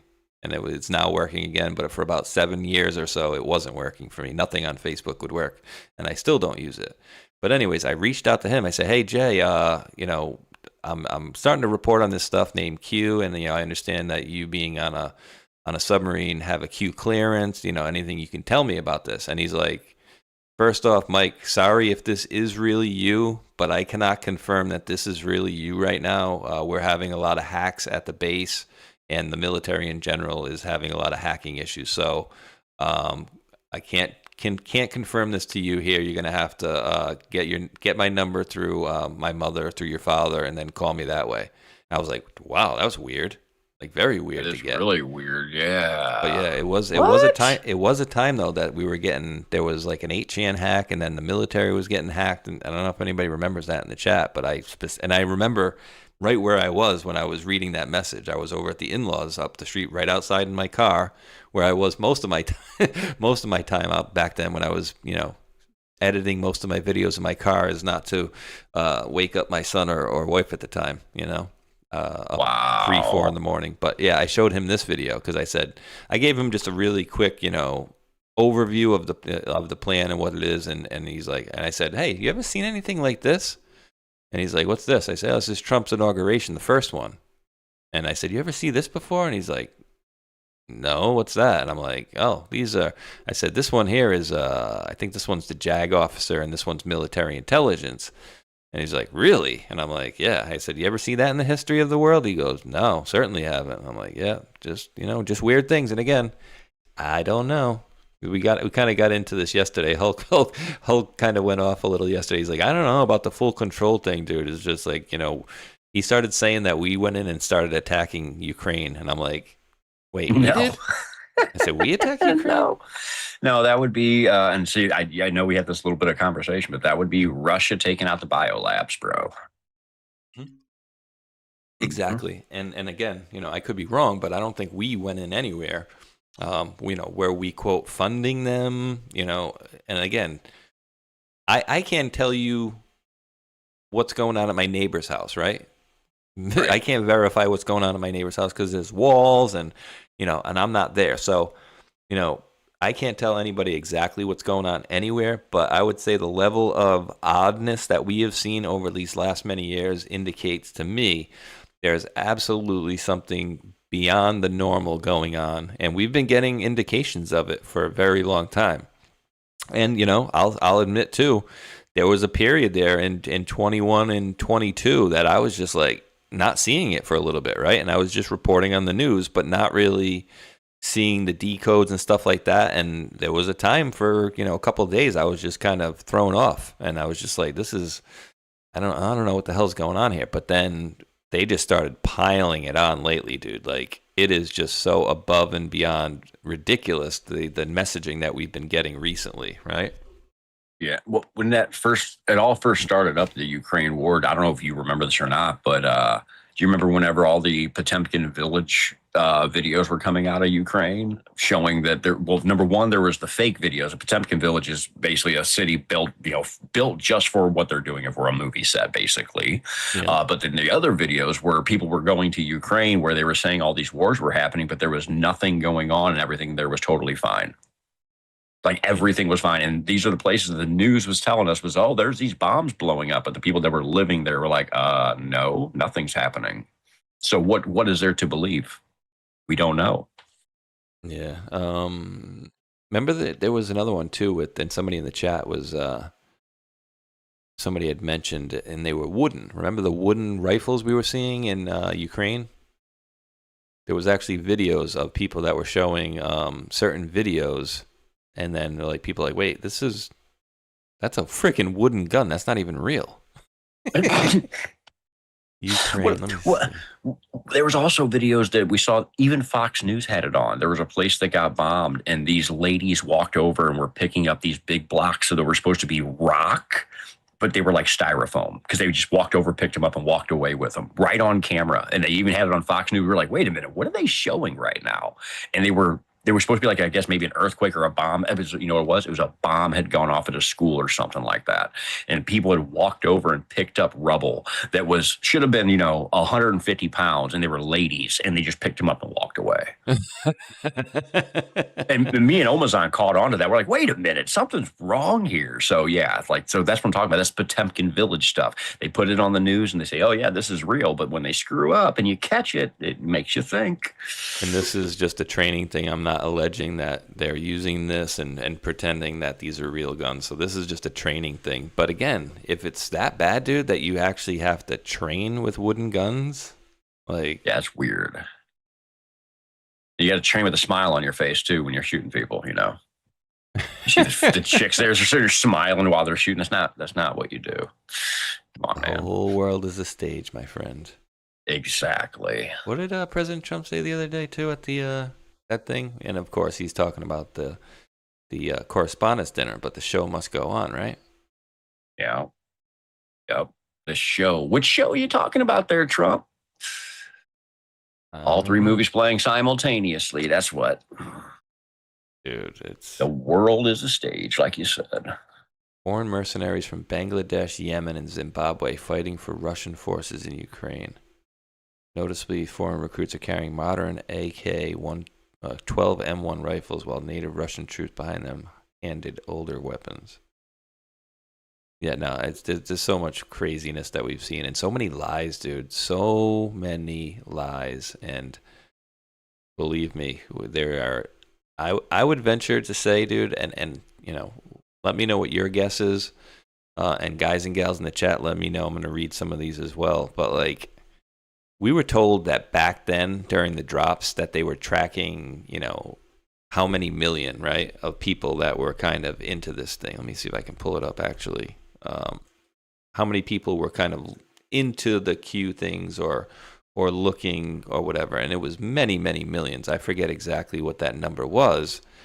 But yeah, one equals 2, 2 equals 4, 4 equals 8, and so on. And that's our numbers as well.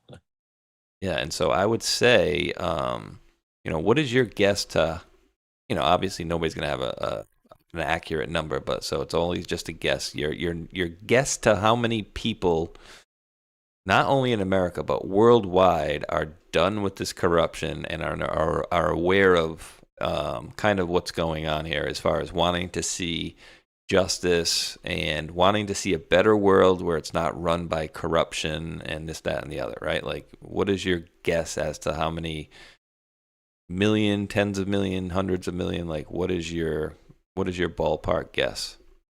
I'm going to read some from the chat as well.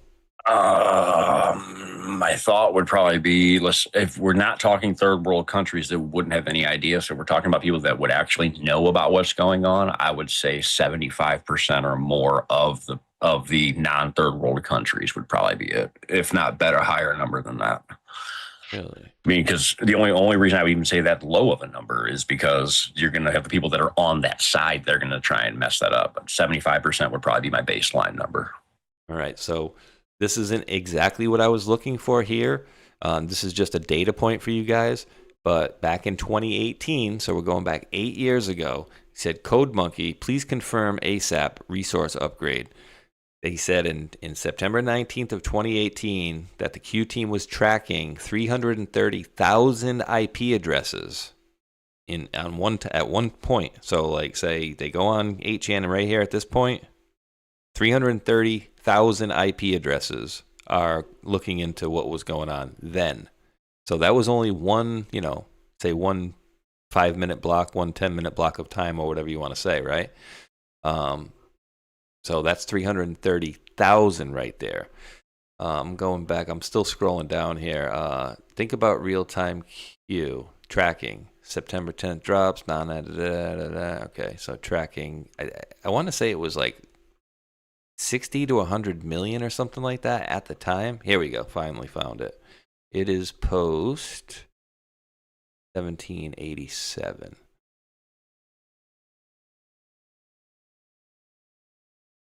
There we go. All right, so it says you are now the mainstream. Handle with care, the Great Awakening, where we go on, we go all. Estimated number of patriots reached.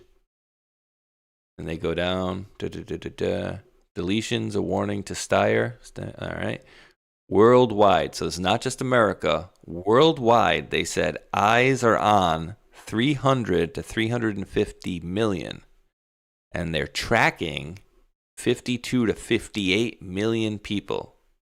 You didn't think common sense was simply a coincidence, did you? Think email. Think 1776.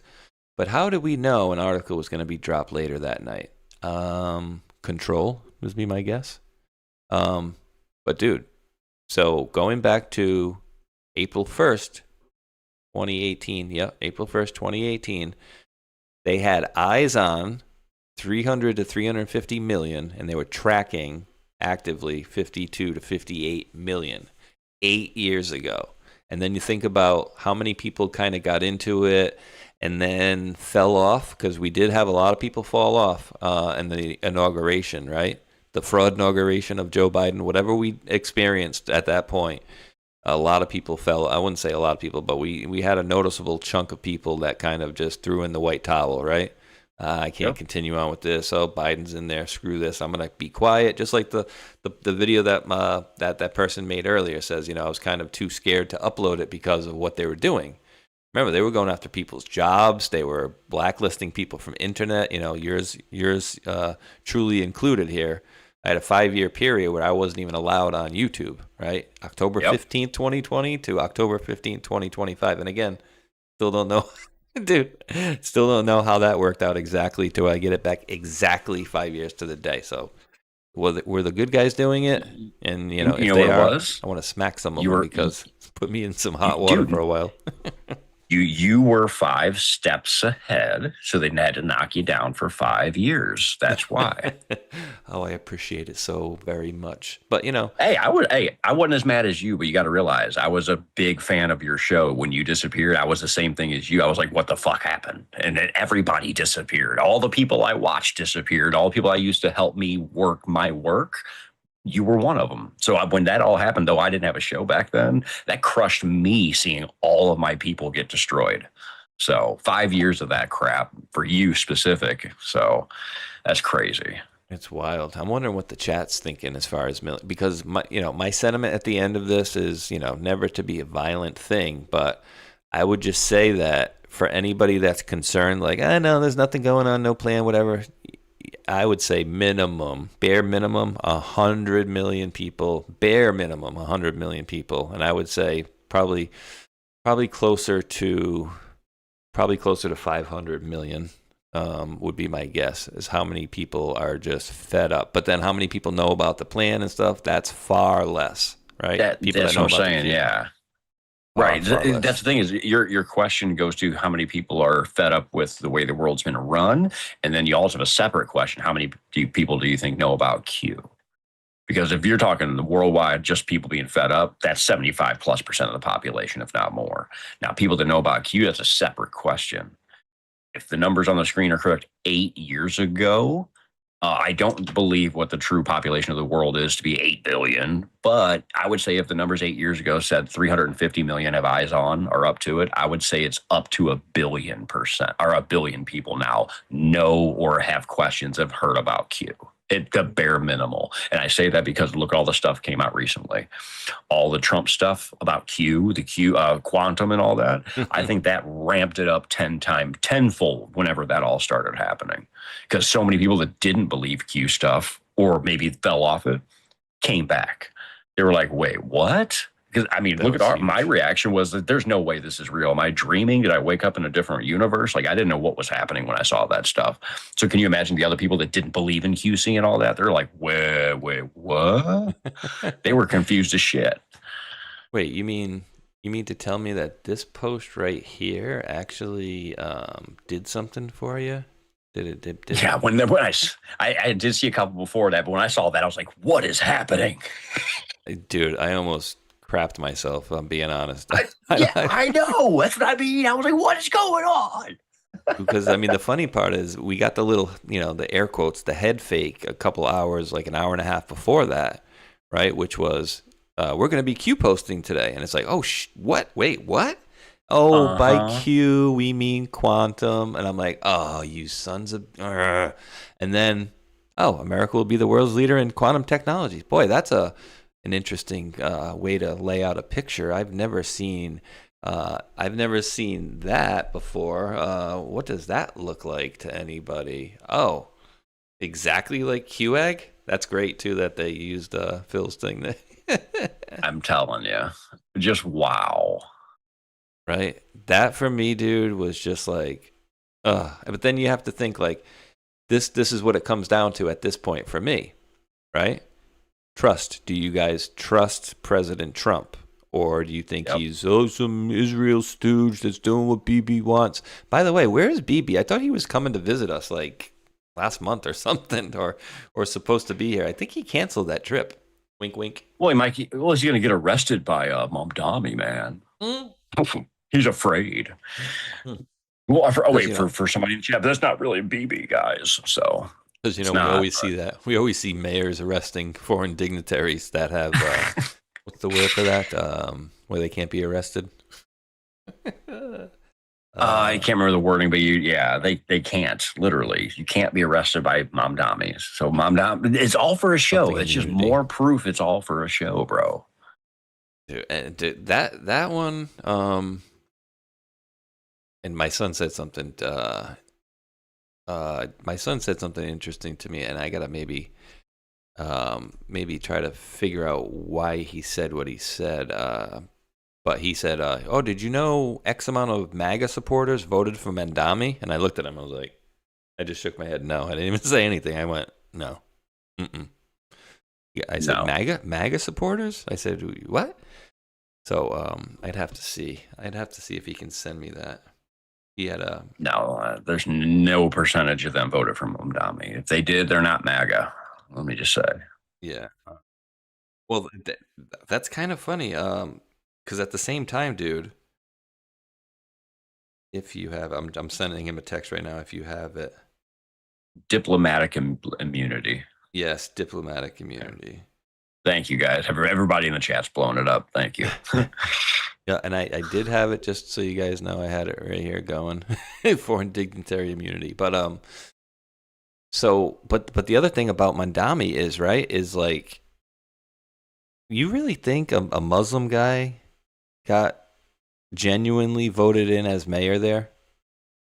I don't buy that, dude. Like, it's the same. To me, it's the same as Joe Biden. It was a purposefully done setup. I can't get enough of the Mamdani thing. For one thing, I've said this for years. Mamdani now going in officially puts what I've been saying for years, which is the Dark Knight series of Batman is now into play because Mamdani is Bane and his chick is the chick in the movie. I'm telling y'all. And just Friday night, so what's today, Sunday? So 2 days ago on Fox, they even said Mamdani wants to release all the prisoners from Rikers Island. Yeah. That's exactly what happens in the Batman movie. So take from what you want. I've been saying it forever, but Mamdani to me is Bane from The Dark Knight Rises. You kidding? That's funny, dude. He's Bane. He is. He said, except we can see his face. That's all. That's what Bane looks like without his mask on. Did you mean to get arrested? Yes. Yes, why, of course. Of course. All right, let me see. I'm trying to do this too. I might have to make this my new Twitter banner. I like it that much, dude. Dude, let's see here. And I very much let me see. Twitter, I'm gonna call it Twitter banner. I'm gonna see. I didn't play that song in the beginning, right? The one I played a little bit for you. I'm gonna play just maybe, I don't know, 20 or 30 seconds, and I want to see if the folks in the chat like this, because I was gonna add this as one of my outro type of videos. See if they liked it. So remember the ultra bright. So this is credit going to Glitch McConnell, who posted this out in September of 2025. Now, I don't know who made it, but I'm going to pop this in. And so let me know if you guys like this video, and I will add it to the Brackets and Jackets outro videos that we play as we go here. And then we'll get back into a little bit of stories here. But here, this one here. Let me know if you guys like this or not. I'll just kind of go about 20, 30 seconds. So they say it's called The Present, Isaac Cappy, unreleased track. Let's see, we got sound here. In the tremendous task of informing and alerting the American people.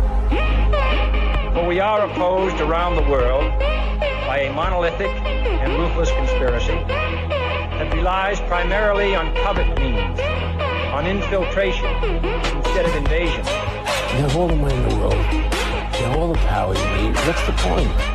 What's the end goal? Oh, shit. He said the end goal is the end great ship.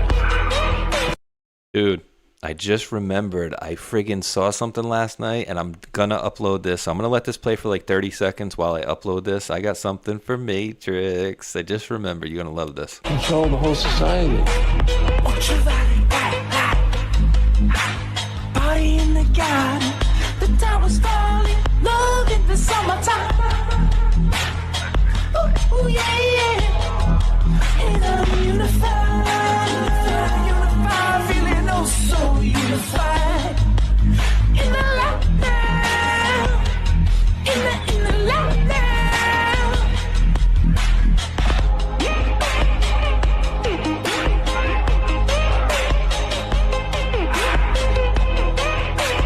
I know he's your friend, but I don't care.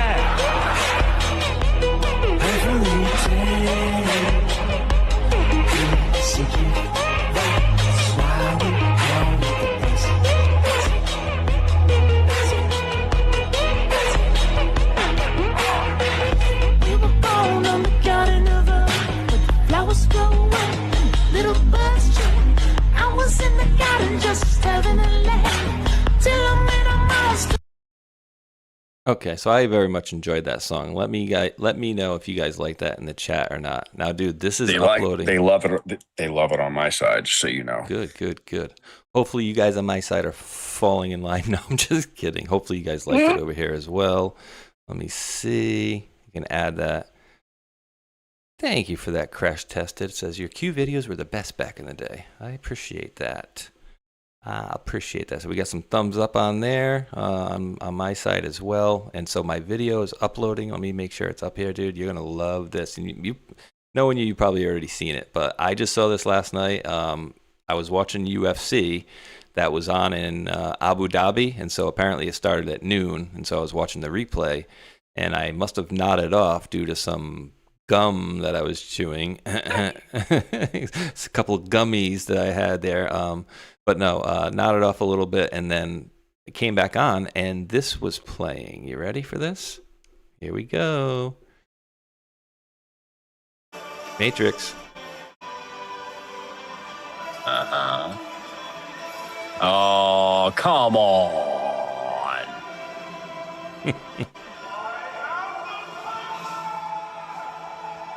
Wait a minute. I did not know that the He-Man had basically a Knights Templar cross. Holy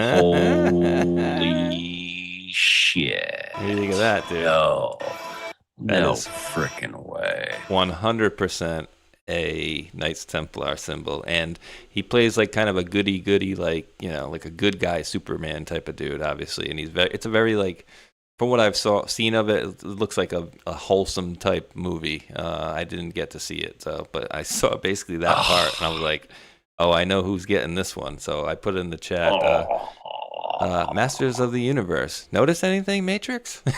Oh, come on. I grew up watching freaking He-Man, too. I had the freaking action figures, and I had not put together or seen it to put that. What is happening? So He-Man's really just a Knights Templar with his outfit taken off. That's really what he is. That's what I see. That's holy shit. Isn't that funny? And thank you to Mountain Mick, gifted out a subscription to the channel. Dude, I just saw that and I was like, yep, he needs to see this presently. So I wanted to wait to do it live during the show. So, dude, I mean, is it more messaging that we're getting, more, more of this Templar stuff? And like, obviously they do this stuff ahead of time, right? So like the stuff that they were recording this probably before you were even starting your Templar series. You know what I mean? But interesting. Yeah. I mean, look at all the weird. You got these weird, and I don't know if this is AI's. They're called they're runes. It's a different language. It's runes or something. There's multiple rune languages, but runes are something that in my Templar series, they're a specific type of ones that are getting decoded by a guy named Scott Walter. There were runes on the Kensington rune stone that had to be decoded. So that's just runes. It's another language. He ruins it. That's great, Man. dude. Yeah, it's funny. He plays like this, kind of a timid kid, and it's almost like the same story as like Superman, right? His land gets attacked by Skeletor, and then he gets sent away to the United States to Earth with his sword, and then later on he figures out, oh wait, I gotta say, and I thought before it happened, I thought he had to say, I have the power. That's what he says apparently after he gets the charge. He says, by the power of Grayskull. Grayskull, yes. Something like that.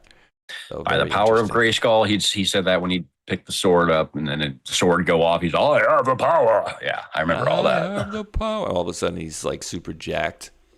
It's like, what the hell? The same with his tiger or whatever that he gets a big old thing on him, like this red armor or something that gives on. I had all those action figures when I was a kid. I even had the Grayskull's castle and all that stuff.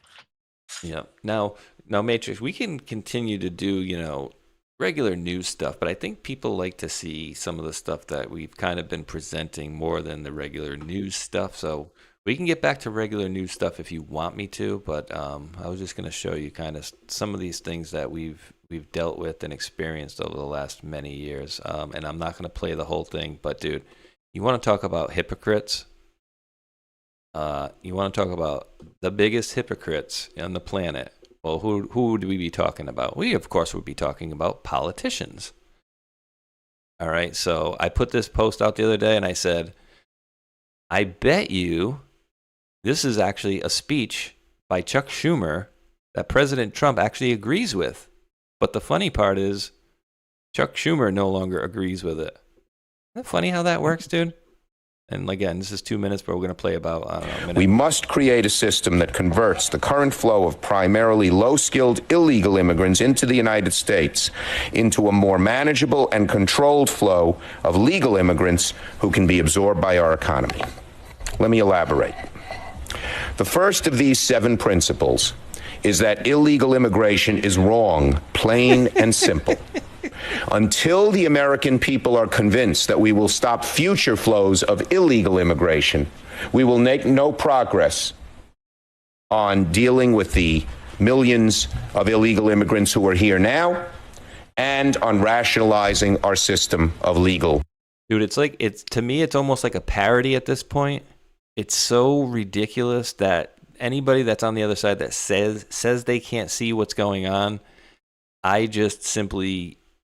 you have to be just really low IQ to not be getting it by now, right? When you see, because I can show you, like literally, dude, I could take the next 20 minutes and show you the same stuff from Clinton, from Obama, from Bush, all of them, Pelosi, you know what I mean? Every single last one of them. And then I can go down the list of election machine frauds, how that you can steal the election and you can do this, that, and the other, and they can be hacked into. All the same things about the border needs to be safe. Yes. We need to not have illegals. Yes. We do need to have immigration, but we need to have controlled immigration. Yes. All these things were their ideas back then, and President Trump is basically mimicking the same ideas that they had back then, because guess what? They were good ideas back then, and they should have stuck with them. But now President Trump has that, quote, same idea, and oh no, he's a racist, he's a rapist, he's the most evil piece of crap going. Oh my word. I mean, dude, it's laughable to me that they cannot see this stuff by now. But did you get a chance to see this gentleman, the stoic plumber, wrote President Trump a letter, and then he got a response to that. Pretty cool, huh? It was like the ultimate anon response right here. Yeah, and so at first he gave us the response from President Trump, and then I'm like, well, all right, I need to see what you wrote him to see, like, you know, what the deal is. So first off, just really quickly, here's the letter back from President Trump. Dear Mr. Maston, thank you for the wonderful gift. You are a tremendous part of America First movement, and your unwavering support and encouragement mean a great deal to me. We are in the midst of the most extraordinary period of political reform in the history of our country, and we will continue making good on our promises to the American people.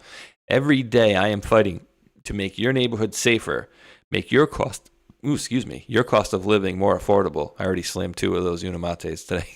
And keep the American dream alive and flourishing for your family and every American family across our country. Together with proud, hardworking patriots like you, we will build a future that is bigger, brighter, bolder, and more glorious than ever before.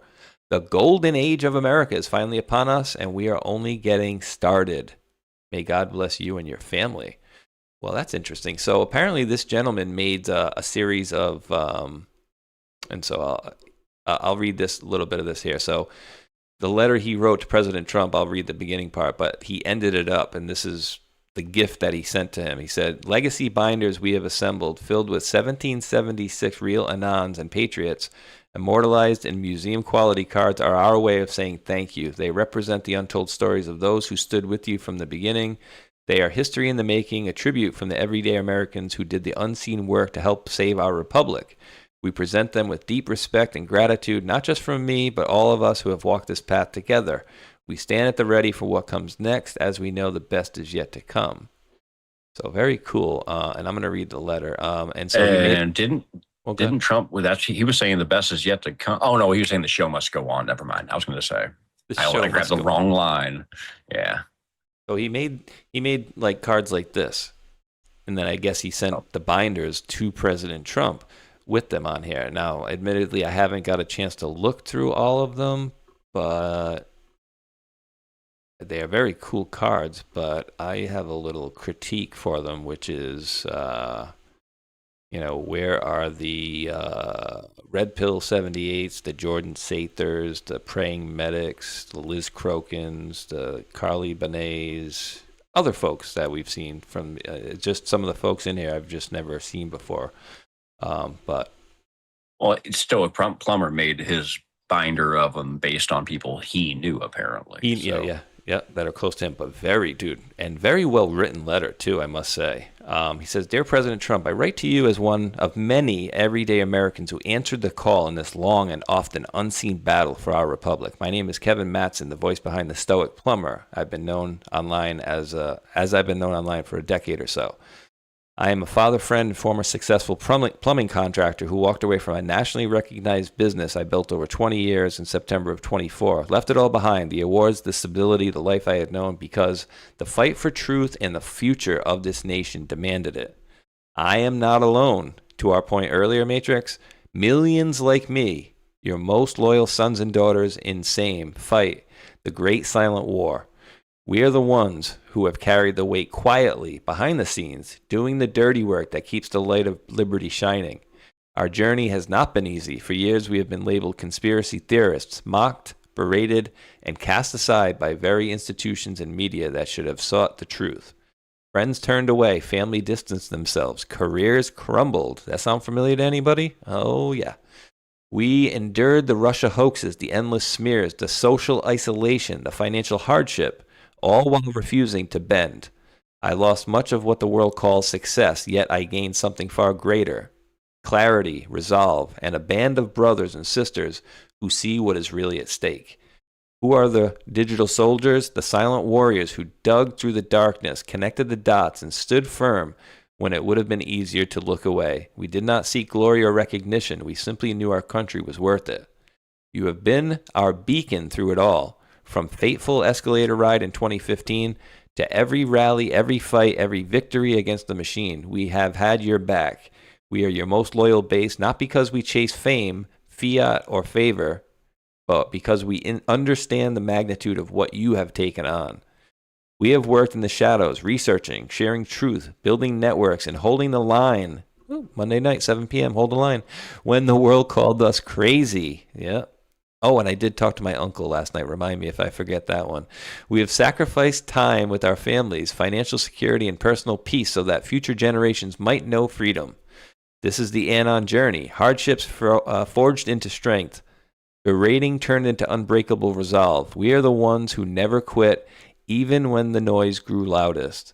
Hints of a greater plan have guided many of us along the way, subtle markers in the chaos that kept hope alive during the darkest hours.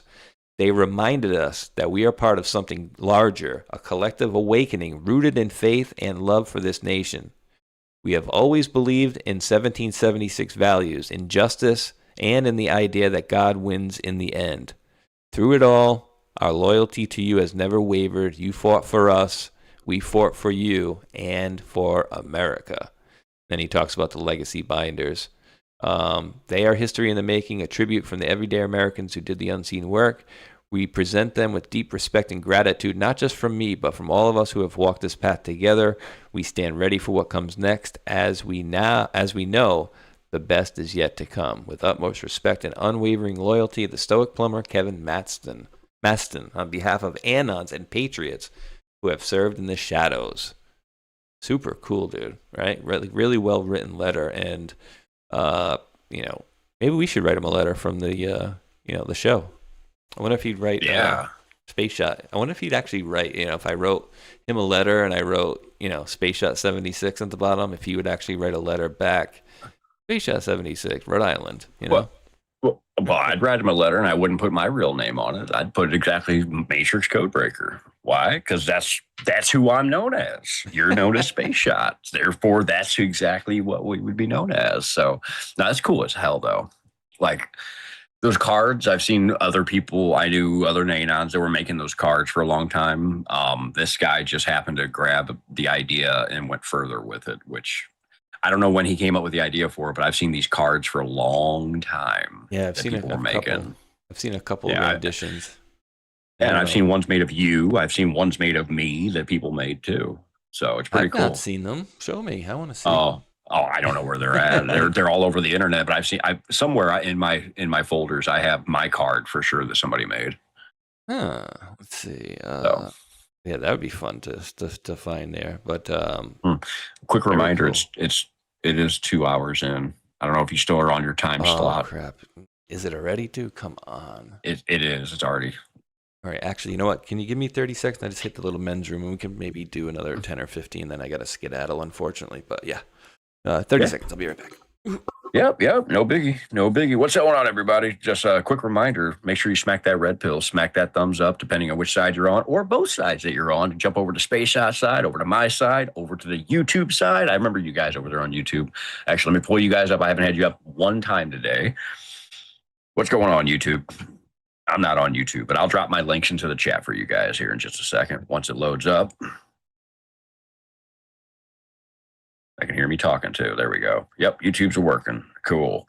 Welcome in, everybody. Mute. Thank you. All right, there we are. Hello, YouTube. I see you out there. And we will get to our thank yous here at the end of the show. Got plenty of those to do.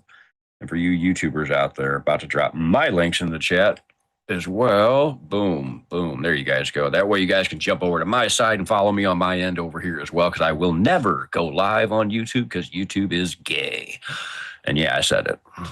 Anyway, what's going on, everybody? What's up, Pocket Friend JJR? What's up, Armageddon in the house? What's up, Harley Quinn 369? Kane Chris in the house as well. What's up, You Saw It Here? P Quest, Lord Tabs 10, Awaken Moms in the house. What's up, Fade to Lisa, Chad Ben? Let's see, Barb Naylor, welcome in. What's up, Too Big for Bike? Ragman 44, Lynn Janka, Junior's Dumps in the house. Danielle G is here as well. What's going on, Danielle? Let's see, what's up, You Saw It Here? Welcome in. Good to see you as well.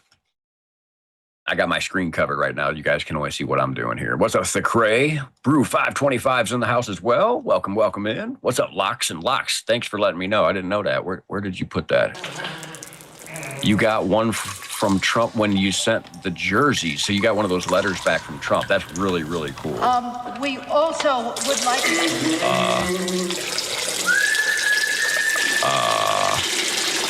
That you? Whoops.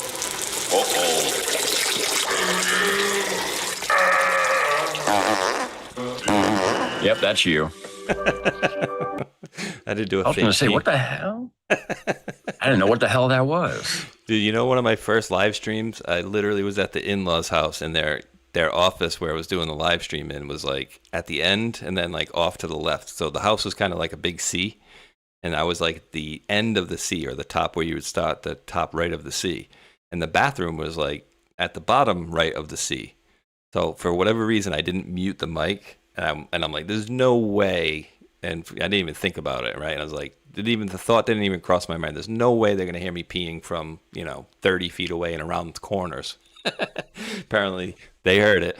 I come back, and there's a bunch of LOLs. Oh, hope your pee went well. We heard everything. Wow. Thankfully, my bathroom's far enough away that even if I left my mic on, y'all probably couldn't hear it. So, well, yeah, nowadays, I got, technology that it shouldn't pick up any other noise, other than my voice. Shouldn't. I mean, if I overpower it with something, very loud here, but if I play something in the background, I can hear it. You can probably hear it, but I don't think the folks can hear it right now. If I go like this, then they will. Worst thing that's ever happened to him. What? Zion gave the Pelicans. I have to pull it like right up to it, but it basically blocks all the background noise. You just did yours. I'm about to mute myself. I'm about to do the same thing, but I won't come back with noises. So there you go. I'll be right back. That was always fun with noises. So yeah, I figured I'd have a little fun with you guys. What am I seeing right here? Los Angeles man arrested after shooting naked people with a BB gun as they rode their bikes through downtown Los Angeles. Is this new? This is June of 2020.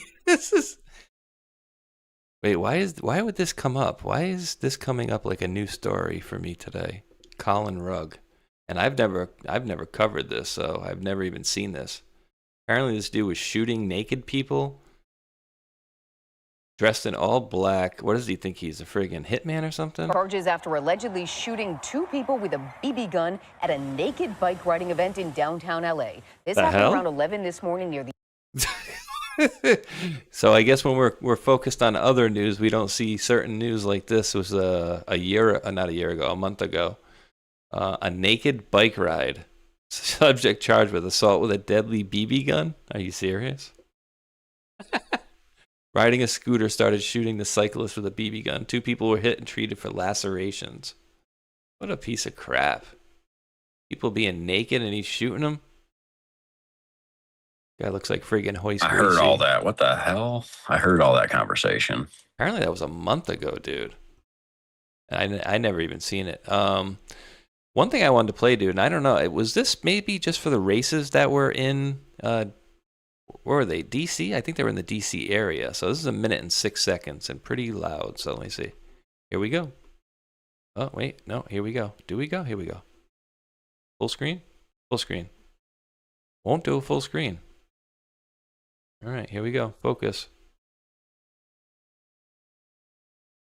Dude, why can't I do a full screen on this sucker? Full screen.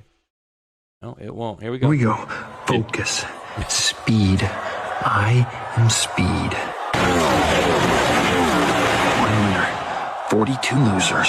I eat losers for breakfast. Breakfast? Maybe I should have had breakfast. Oh, brekkie could be good for me. No. Stay focused. Speed. Faster than fast. Quicker than quick. I am lightning. Hey, Lightning, you ready? Oh, yeah. Lightning's ready.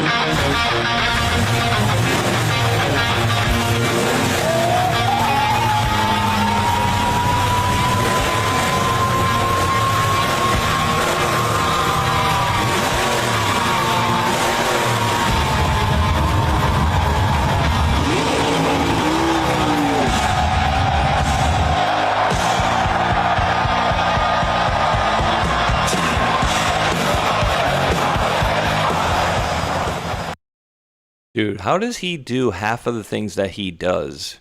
I don't have half the energy this guy does. They must be shooting this guy up with vitamin B shots left and right, and methamphetamines and speed. Maybe. Yeah, no. Here you go again. You're going to pull this out of me, as I always talk about.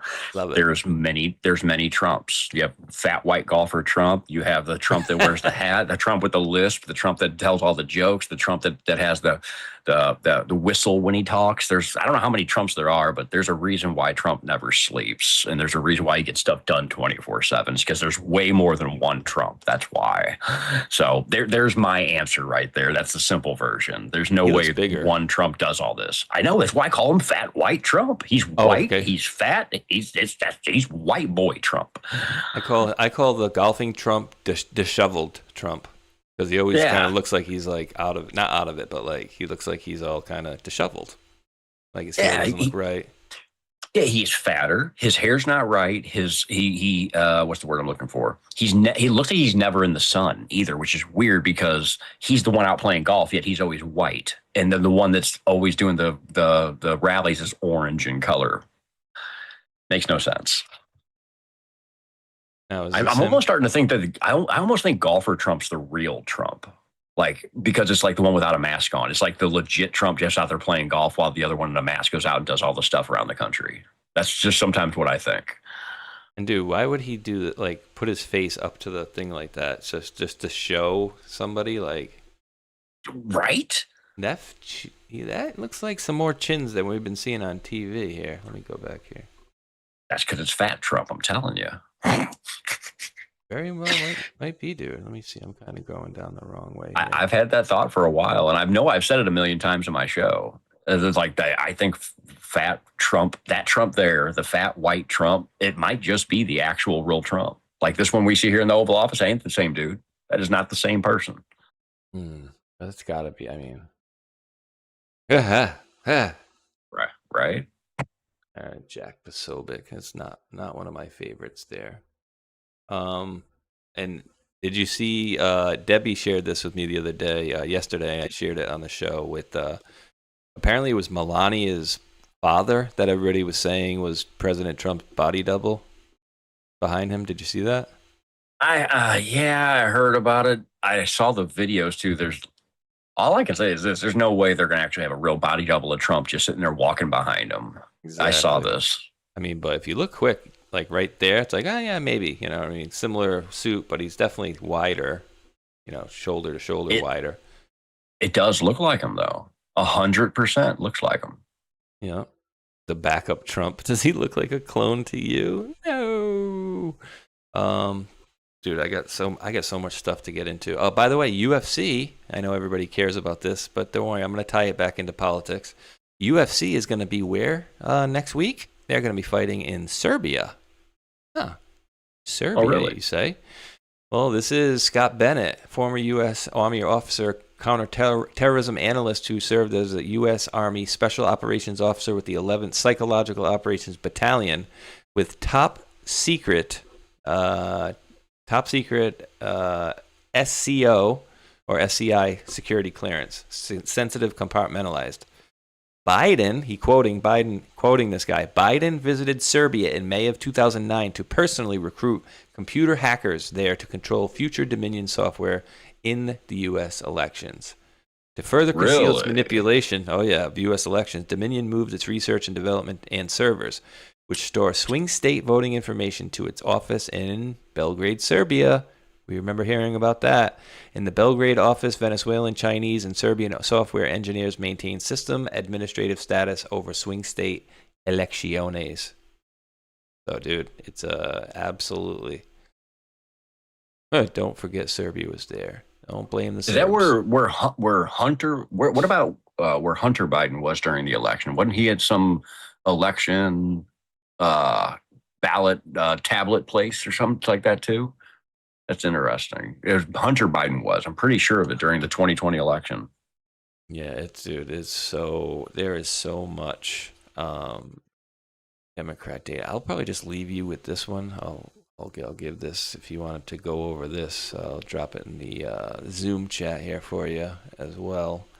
But Data Republican always does a lot of good info. Apparently she's definitely anon autist. says virtually every major Democratic campaign depends on a single private platform for voter, donor, and organizing data. Yet the ownership, regulatory gaps, and risks surrounding that infrastructure have received almost no public scrutiny. Apex Partners is what ties together Neville Roy Singham, China involvement, and the Democrat Party infrastructure, and so much more. So you guys can take a look. I'll put this in the chat for the folks. It's a pretty not very lengthy, but you can take a look-see for yourself there. And unfortunately, links in my chats as well, everybody. That's the link I put in. Same thing. Yes, rest in peace to Scott Bennett. He is deceased, that gentleman there. So that is in the Rumble and the YouTube side, and I'm going into Pilled here now. And unfortunately, I am going to have to call the ball on this one, Matrix. I think I'm going to see if they got a Rumble wallet, and then I'll raid into you when I'm done. So if you want to give me 30, no. seconds. I already told you I keep my show. We end the same. Yeah, it's a separate show if I do something different. Well, let's see if I don't know if you got a Rumble wallet. I don't know if I have a Rumble wallet available, but let me see if I do. I do for sure. So all right, let's see what we got here, partner. Let me do a little refreshy here, and then we're gonna be wrapping it up. I didn't see any comments about video games. I might play some video games later when I get home from helping them move. Actually, that's the thing I got to do today too. Not video games, but I got to get on Rumble Premium. I got to do my 5 hours knocked out. I keep on forgetting about that. I've been meaning to do it all month long. I keep not doing it. Yeah, I finally got my stuff done ahead of time, ahead of schedule. All right, you ready for the Rumble wallet, sir? Yep, ready to roll and go for it. All right, ladies and gentlemen, we hear a lot about crypto, but here's the part most people miss. Crypto was created so you could actually own and control your own money. And after the 2008 financial crisis, Bitcoin was designed as an alternative to banks. So instead of a bank holding your money, delaying transfers, or limiting access, you're the one in control. And if you ever had to wait for a transfer to clear, you felt that problem too. Now fast forward to today. Everybody's heard of crypto, but getting started still feels complicated. And that's exactly why I use Rumble Wallet. Takes all that complexity and makes it simple. Choose what you want: Bitcoin, dollar-backed stablecoins, or even digital gold backed by real gold. No complicated setup. It connects with MoonPay, so you can use your credit card, debit card, or bank and be up and running in minutes. And once you're set up, you can even support your favorite Rumble creators like Matrix or me directly. So do this now. Scan the QR code or click the link in the description and download Rumble Wallet.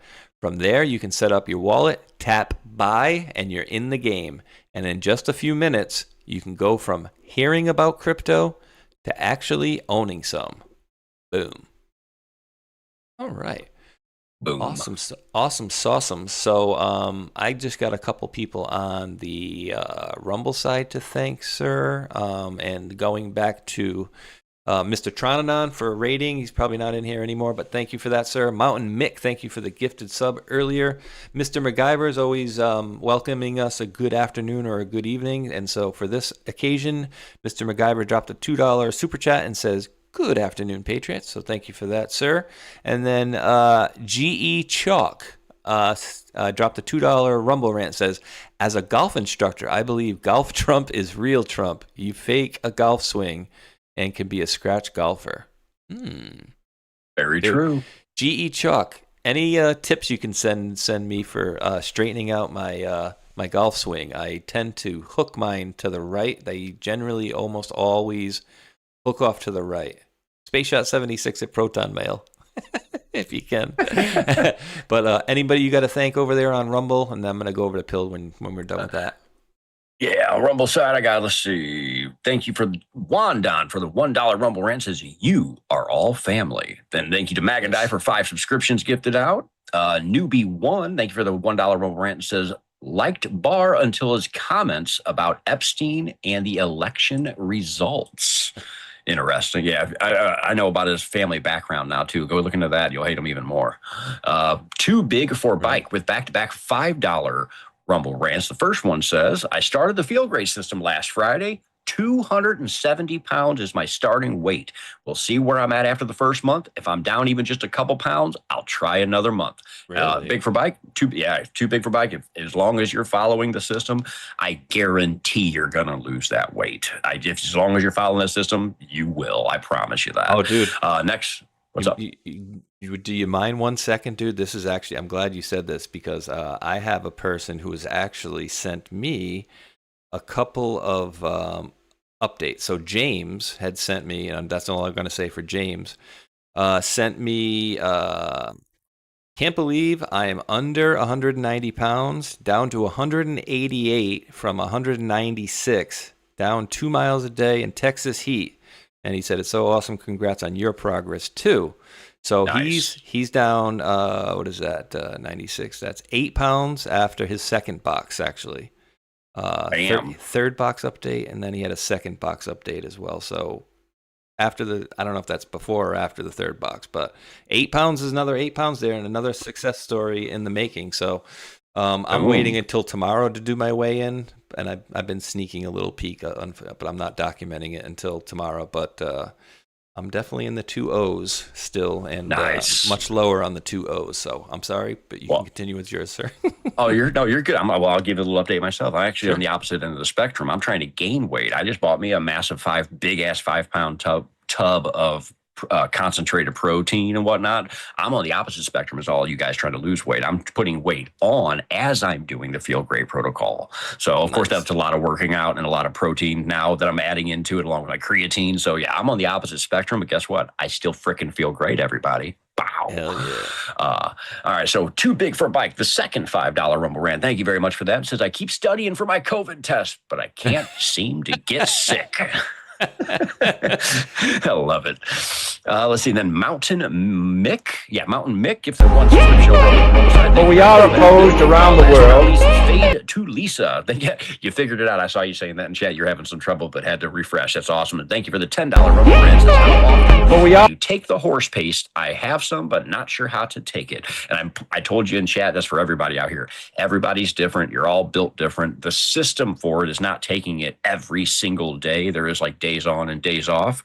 I just recommend you get online yourself based on your body size and read it yourself. That way you do it. Because if I tell you just my way, it might be different for you. Just based on the amount and how often you take it and whatnot. There's so many days on, so many days off. And I don't follow the regimen strictly. So I will not tell you how to take it yourself. I will tell you to look it up because of your size. You will be totally different than me. But that does it from my side on Rumble. Thank you guys very much. Make sure you're smacking that red pill and that thumbs up on every side of the aisle, guys. Yes, help us to continue to get on that top 50 leaderboard as we have both always been on for the last many months or many weeks at least. So I do appreciate that as well. That's awesome. And so yeah, over here on the pilled side of things, we got Red Gun 51 dropping in 117 gold pills. Appreciate that, Red Gun there. No message otherwise. Sean Joe, Space Squad member, came in with a can. I think that's about 6 cans, but we'll get to the rest in a little bit. No message on there, but thank you. Punk Q Rocker, 4Q, dropped some shades, which I'm always used to seeing dropping X amount of gold pills that usually ends with a 17. And then our brother Rambo and Friends gifted the can, says boom time baby, let's go. Appreciate it, brother. See you on Thursday. And then Sean Joe, again, as aforementioned, came in with another cookie followed by another cookie, so no message on those two, but thank you, brother. And then Moon Baby 0437 with a cookie says thank you guys, I appreciate you, and we do appreciate you as well, and all of you guys that are tuning in, because without you we'd be talking to each other or ourselves. So I don't mind talking to myself though. But Sean Joe came in with another cookie, followed by another cookie, followed by another cookie, followed by, you guessed it, another cookie. And then Sean Joe came in. Anybody want to guess what he dropped? Yeah, it was another cookie. And then Sean Joe came in and dropped another cookie. So thank you for all of those, brother. I do appreciate it. And no thanks, Joe. Joe must have a headache or something today or something. I'm a little sad. Gifted a cookie. Says thanks, Space Shot. I got something for you for that. Don't worry. All right, good. All right, so I just hope Joe's in a good mood. That's all. But I always enjoy his messages, and as long as one of us got one on one side, we can read those. But I'm all set on my side, and I'm releasing scratching. But go ahead, sir. All right, let's see. Getting us started off was Lore Tabs 10 with 888 gold pills. And oddly enough, I bought some a bunch of pork steaks that were on sale, and guess what price one I chose? $8.88. I'm not joking you. So great start. Let's see. P-Quest, thank you for that can. Spirit 554, thank you for the cookie. Dog Nuts 10, thank you for the cookie. Spirit 554, another cookie. And then Filter Dog 1, welcome in. Good to see you, brother. Thank you for the cookie that says, will Rudy get his stuff back? Ooh. Yeah, he lost as a in lot of money. Mamdami stuff. Oh, I thought you were talking about the Mamdami. Giuliani? Giuliani is what I'm thinking. Yeah, that's what I'm thinking. Like, cause I think what they may be thinking about is because he lost a lot of money, he lost his law license, I think, a lot of things like that. Maybe. Oh, I don't know either. Interesting. Okay. Sean Joe gifted a can, not a cookie. How about that one? What about that? How about that, Sean Joe? Thank you. Let's see. And then there's Rambo and friends with Boom Time. Let's go. There he is, taking my stuff from me. Let's do it. Punk Q Rocker for Q. Thank you for the shades. Sean Joe with guess what? A cookie. And then guess what? Another cookie back to back. There it is. Hog Lake 71. Thank you for the cookie. And then Rambo and friends coming in with a can that says, "Sup, gay boys?" And then we have Hog Lake 71 with another can. Sean Joe with another cookie. I'll wait on your no thanks, Joe. I'm going to hold that. Danger Dingo, thank you for the cookie, and says, for cookie's sake. Absolutely. Then Jay with a cookie. And Q shook me all night long with a cookie. And this one, or I'm sorry, with a can. It says, God bless America. Absolutely. And I have two back-to-back no thanks, Joes. First one says this. What up, my main man, Matrix, for the supremely satisfying and simultaneously significant Sundays with Space Shot. Wow, that's a fun one. Boom. A week of wobbling weakness and world exposure for the wretched cabal. God bless and be safe all. Boom. Yeah. And the second one, Cookie says, please tell Space Shot I'll catch up with him, as I didn't think you guys would be stopping at this point. Boom. Thank you. No thanks, Joe. No problem, brother. Get me next week. That's no problem. I've already released the scratching, so that's cool. Let me see. I hate to miss any, and if anybody drops them after that, they kind of get mixed in there with the rest. So yeah, please hold off on that. And I did get your other one there. Although there's no message other than thanks, Space Shot. It's all good, but no, I do appreciate it. And dude, great show. Always a lot of fun here on these Sundays. Always having a blast, and I can't wait to what's going on. What's going to be released tomorrow, dude? Because in my opinion, we're circling that drain, and it keeps getting faster and faster. So I expect this week to be, and again, the information, you're never leading with the worst stuff, right? They're going to build up to the worst. And if some of the things that we've seen, if those are not the worst yet, dude, oof, I just can't wait to see what's going on next. It's going to be interesting. Yeah. All I can say is that with everything that's going on, next time me and you talk, I believe it'll be August. So really? I'm looking forward. Yeah, I think so. Because 7 days from now will put us into August 2nd or so. Oh, yeah, it'll be the 2nd on Thursday, yep. Yeah. So here's the thing. Going into August, I'll mention this now. Everybody keeps looking for the red October, and we keep hearing how hot the country is. Well, let's combine the two. We know that the dog days of summer are in August. August is the 8th month, and October, oct, is the number 8. Where it's supposed to be. So if October is going to be hot and red, I think August/October is coming up soon. So I can't wait for August to see what happens, because that's when McCain got taken out. That's when the 60 days for Iran hits on August 16th, and many other things, including Obama's fake birthday on August 4th. So plenty of things to look forward to. Oh, interesting. And something was mentioned the other day, and God, what was it?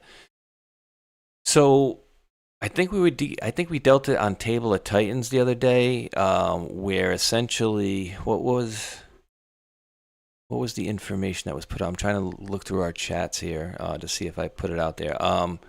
So they mentioned something that was going to be coming out for fraud with the elections, and I forget exactly what it was, but I know we covered it within the last 3-4 days or so. But essentially, they said that trial or whatever they're doing is going to be handled in June, right? And so you probably know where I'm going with this one. And it was connected to Seth Rich as well. So whatever we were talking about was the election. June ETA that's Julian Assange. Well, Julian Assange, but also Seth Rich connects to the DNC and MS-13 and Julian Assange. But when will we find out about Seth Rich in Las Vegas? And so whatever that case was that they're dealing with, that trial is coming up in June, by the way. So I don't know. Again, this could be stretch, but it is. Well, we're past June though. June's the 6th month. Oh wait, okay. No, you're fine. I don't want you being or anybody being confused. June is 6th. Now here's where they add months in. July and August. July is Julius Caesar. 8 is August. Is Augustus. So September is supposed to be where July is. October is supposed to be where August is. They were moved back 2 months, but June is sitting in according to our normal calendar we see now, June is in the correct spot. But of course, there's a 13-month calendar for those out there that want to say that too. Yeah, but June is actually in the right spot. It's July, and July forward is where it's all messed up. And I don't think I put my foot in my mouth because I remember talking about this, and I think they were talking about June of 27, dude. I'm pretty sure. So I'll have to revisit this one next week. I'll have to re-listen through actually I could probably pull up my transcript for the thing. I'll have it for us for next week for sure. But I'm pretty sure they were talking about June 27. And I'm like, wait, that would be like an 11-year delta or 10-year delta. Well, that would make sense though, because through my own research, we're 2018 is where we're at now, 2026. We're going to work our way into 2027, which is going to roll into eventually 2019. And of course, if I take my stuff that I know in my own head and compare it to what you're showing now, that actually makes perfect sense. 2026, big things are going to happen. 2027 and forward is when I think a lot of stuff's going to happen. And 27 lines up with my calendar and with Kim Clement's prophecies. So take that for what you will.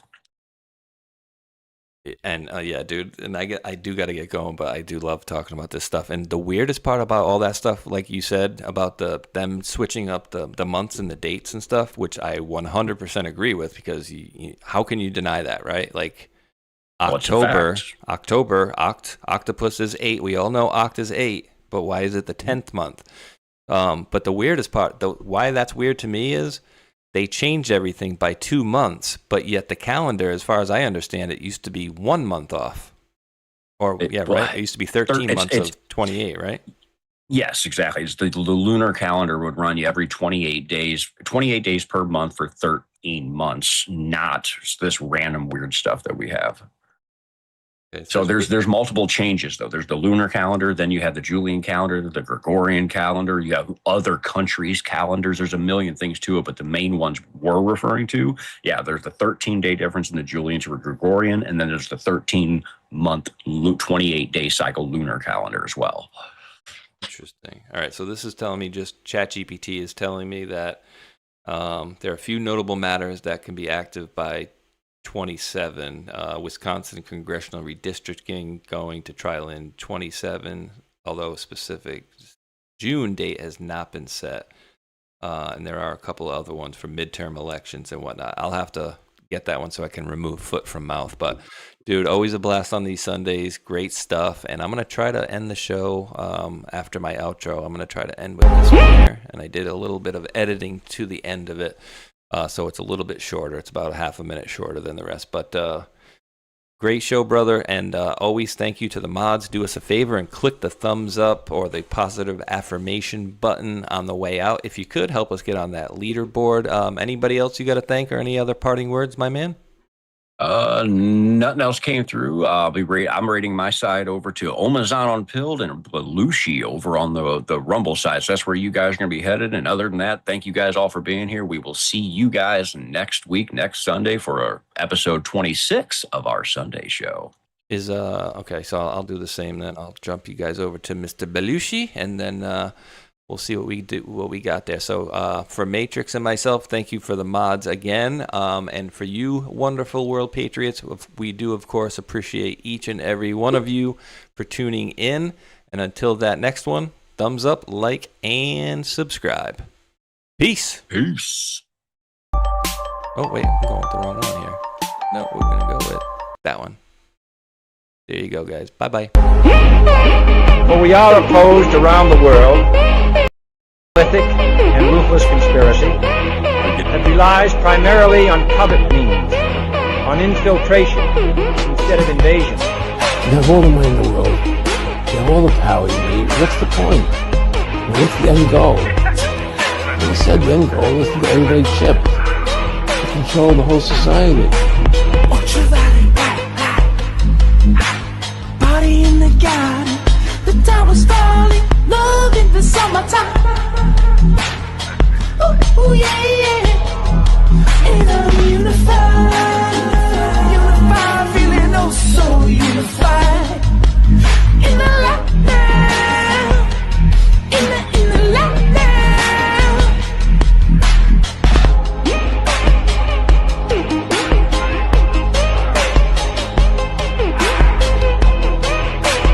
I know he's your friend, but I don't care.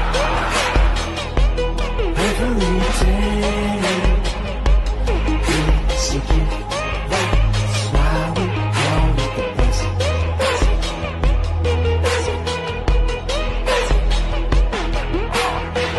We were born on the garden of Earth, but the flowers grow up, little birds chirp. I was in the garden just having a laugh, till I met a monster cross my path.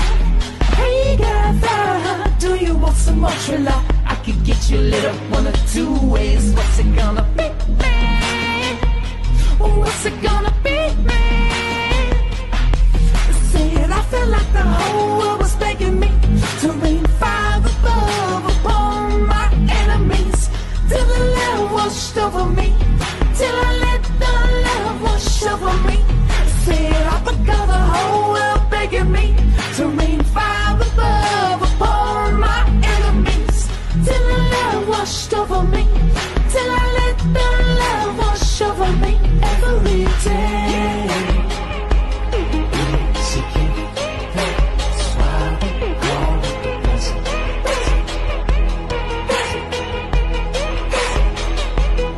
Every day, it's a gift, that's why we call it the present. Drink these cheers. Can we be saved?